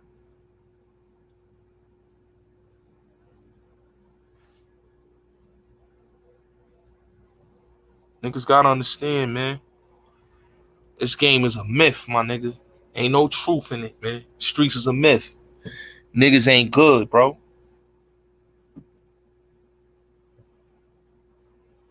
That's a fact, Mo. You know that. And they got mad with me for blowing up that shit. For blowing up that shit. And I'm saying to myself, why they getting mad with me blowing up a rat? Why they get mad with me? Why they not questioning him about, yo, this shit don't look right. This shit say 52. This shit say 51. You 51, homie. This shit don't look right. And that's not an out of town. That's 054. That's fucking MCC. Niggas try to say that's Connecticut. Niggas acting like they don't know the Fed joint. Like, nigga, that's 054 is motherfucking Manhattan. Niggas know that. You ever been in the Feds? So they let niggas believe that. You know what I'm saying? But all you gotta do is search the nigga up. This nigga shit right here. But they got mad and was like, oh, nigga, God, he smearing that nigga name. No, I'm not smearing his name, bro. That's what it is, bro. Nigga got exposed. A rat is a rat, man. You can't get mad at me for exposing. These niggas is bad for the culture, my nigga. If you still want to indulge in the street shit, these rat niggas want to indulge in street shit. How you a street nigga and still want to condone the street shit? Just look at the Baby Sam case, right? Baby Sam just came home, right? Baby Sam been in there since 1990, right? He just now coming home after being there since 1990, right? I hope I could get that interview with Baby Sam, right? And I hope I can get the joint with Lou Hobbs, right? Because I definitely want to chop it up with Lou and Kendall Riley, right? Those dudes I want to holler with, you know, and Lou Sims. I definitely want to holler at them dudes, right? Because they spent a lot of time. And these are dudes that was never going to come home, right? But the thing with Baby Sam, right? Baby Sam been in there since 1990, right? Now, mind you, this dude, yeah, he did what he did. He's protecting his turf and his gang and all that, right? But the nigga that told on him was getting pussy. Niggas let the nigga get pussy. Niggas let the nigga do all type of shit, go home, all that. You know what I'm saying? But then they get older, they want to change. You know, a nigga done suffer. And a lot of these niggas is on their last leg. A lot of these niggas is old. A lot of them is sick. They start becoming sickly. Niggas start getting cancer, all type of shit. Cause you know, shit happens to niggas. You know what I'm saying? So these niggas been in prison for so long that yeah, we gonna let them out. They 60 years old, or they 50-something years old, they 40-something years old. We gonna let them out now. But these niggas been in there for so long in the cage that nigga told on them, nigga living their life, and these niggas ain't get to live their life. It's crazy.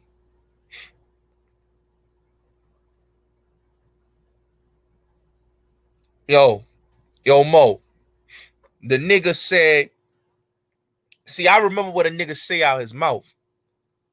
All right? The nigga said out his mouth, Mo, that he was in the motherfucking Otisville, okay, with Maserati Fox.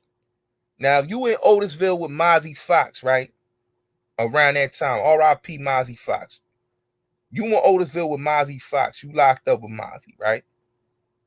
Then you gonna sit here and say, oh, nah, I wasn't in Otisville. I wasn't in the feds. I was in transit in North Carolina, right? But if niggas tell me they see you, Kev Frost said he saw you in the building, and a couple other niggas I was on the phone with said, yo, we seen this nigga up in the building. He was in the building with me. Couple niggas from Harlem that I be talking to all the time. They was like, yo, nigga, I seen that nigga. He was up in the building with me. My nigga. Fuck out of here. Like, niggas like, yo, that nigga was in the building when I was in the building. So if niggas seen you in the Fed building, how you gonna talk about, oh, nah, I wasn't there. They just held me and then they let me go. Nah, nigga, it don't go like that, bro. It don't go like that. Don't lie. Say I was in the Fed building, but nah. Like, nigga, you lying. You lying. You lying, my nigga. And you know you was in that building, and you know you was in the Fed building, and you know you was not in just only in transit, my nigga. Niggas want to cap, but they know what it is. You know? They know what it is. You can't lie and tell the niggas on the internet whatever you capping to tell them. We know, nigga, you was incarcerated. We know, nigga, you was in that Fed joint. So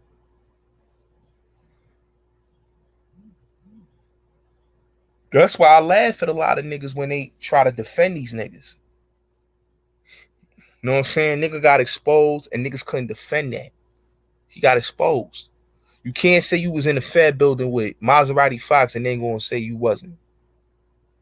Come on, my nigga.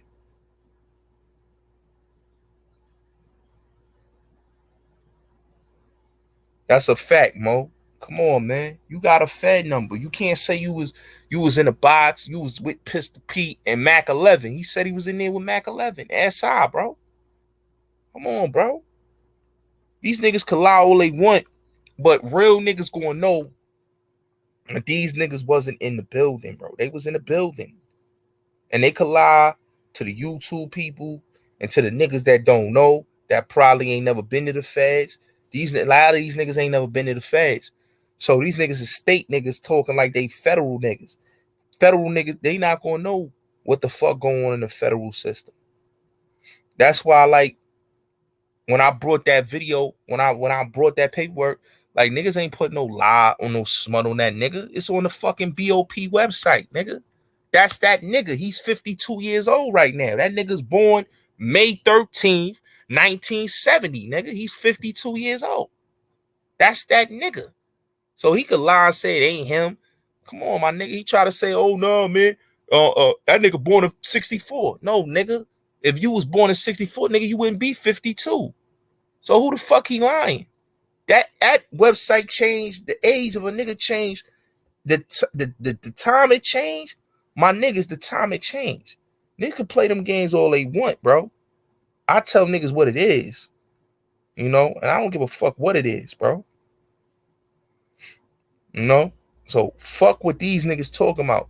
That's why niggas don't like my platform, because I keeps it 100. I keeps it 100, my nigga. I keeps it 100. I was raised by fucking wolves, bro. I wasn't raised by no fucking fake niggas. I'm around a lot of real niggas. I'm on the phone with a lot of real niggas. A lot of thorough niggas, man. And these dudes don't talk about that shit Corey King and them niggas be glorifying. These niggas want to talk about edifying and uplifting the community, my nigga. These niggas ain't about that. Cause this shit is about this thing of ours, my nigga.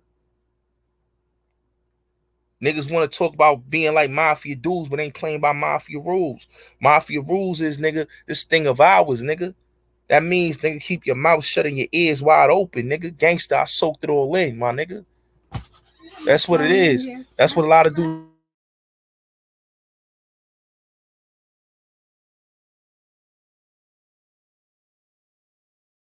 You know, so that's what these dudes gotta understand, man. So, like I said, man, these dudes is cap artists, man.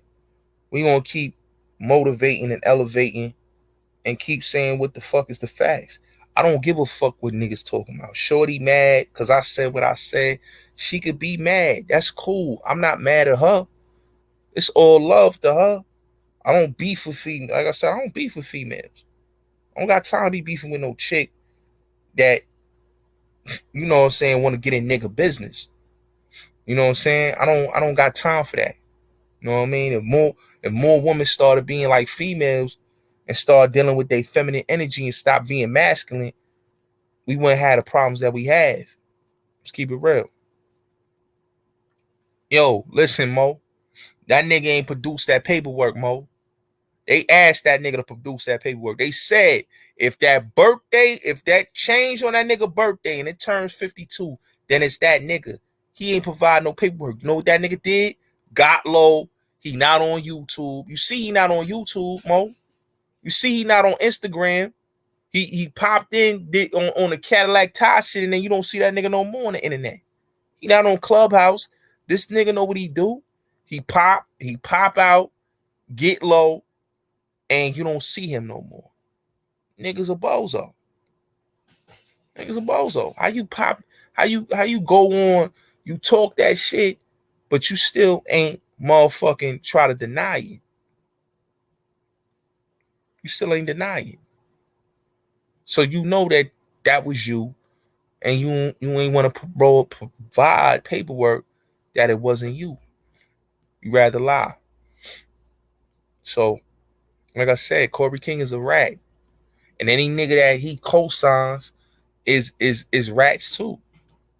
Fucking China Brim wanted to put the police on the homie Mel Cross.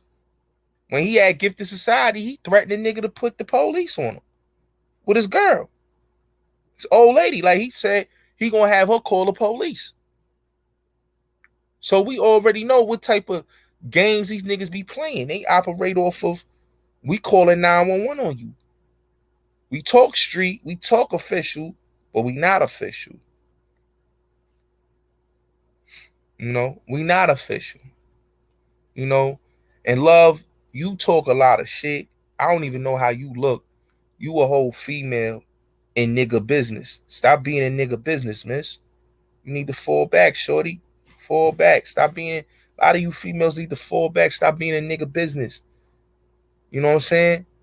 Chicks want to be in nigga business too much, man. Yeah, you know what I'm saying? But like I said, man, these niggas is rats, man. I don't argue with these niggas. China Brim is an informant. We can't even argue with that nigga. You know, we can't even argue with that nigga, man. He know what he is. You know, Harlem legend. He's a proud informant. So we know what it is with these dudes, man. You know, we know what it is. You know, it's been real. It's your boy Bullets Gotti. Salute to all of y'all. Keep doing what it do. And I'ma keep doing me, nigga. I ain't worrying about nothing. I ain't stressing about nothing. It ain't argue about that, man. Okay, trying to be mad. Life is too short to be mad, my nigga. You know what I'm saying? When you get a certain age, man, you know, I don't even gossip, sweetheart. And you could have hit the link. If you got a problem, you think people is gossiping, why don't you hit the link? Don't you support ZX? Love, I know who you is. You support ZX, don't you? You support a nigga that gossip more than you know. And I don't got no issues with him, but he do too much. I see you over there on ZX channel. I'm not mad. You could click the link. Never been mad. Never been mad. I think you mad. You know, you be on ZX platform, gossiping with that nigga. You know, but yeah, man, I don't got time to be arguing with this shit. You know what I'm saying? This shit is what it is. You know, I said what I said. Ain't nothing else to say. I'll be back live at 8:00. Yeah, she probably hit in the face. We already know. A lot of these female trolls, man, a lot of these females, man, they don't even be looking how they be talking. You know, chicks be acting like they got platinum pussy and they think they the baddest bitch. And then when you look at their pictures and you see how they look in person, like bitches be trash. They be ugly as fuck. So we know what it is. But yeah, man, I'll be back live at 8:00. You know, if they females, you right about that, Black. You know what I'm saying? So I'll be back around like 8:00. We gonna go live. I need to get back and doing my live streams, and you know, and I'm gonna drop a video right now. I'm gonna drop this new video that I got. Go edit this shit up, and we gonna be back. We gonna address everything, and we stand on all 10 over here. That's what people gotta understand. We stand on all 10. We don't cap. We don't clout chase or do nothing. We basically. Yo, what's up? What's up, Evan Dad? What's good, man? Yo. Yo. Yo.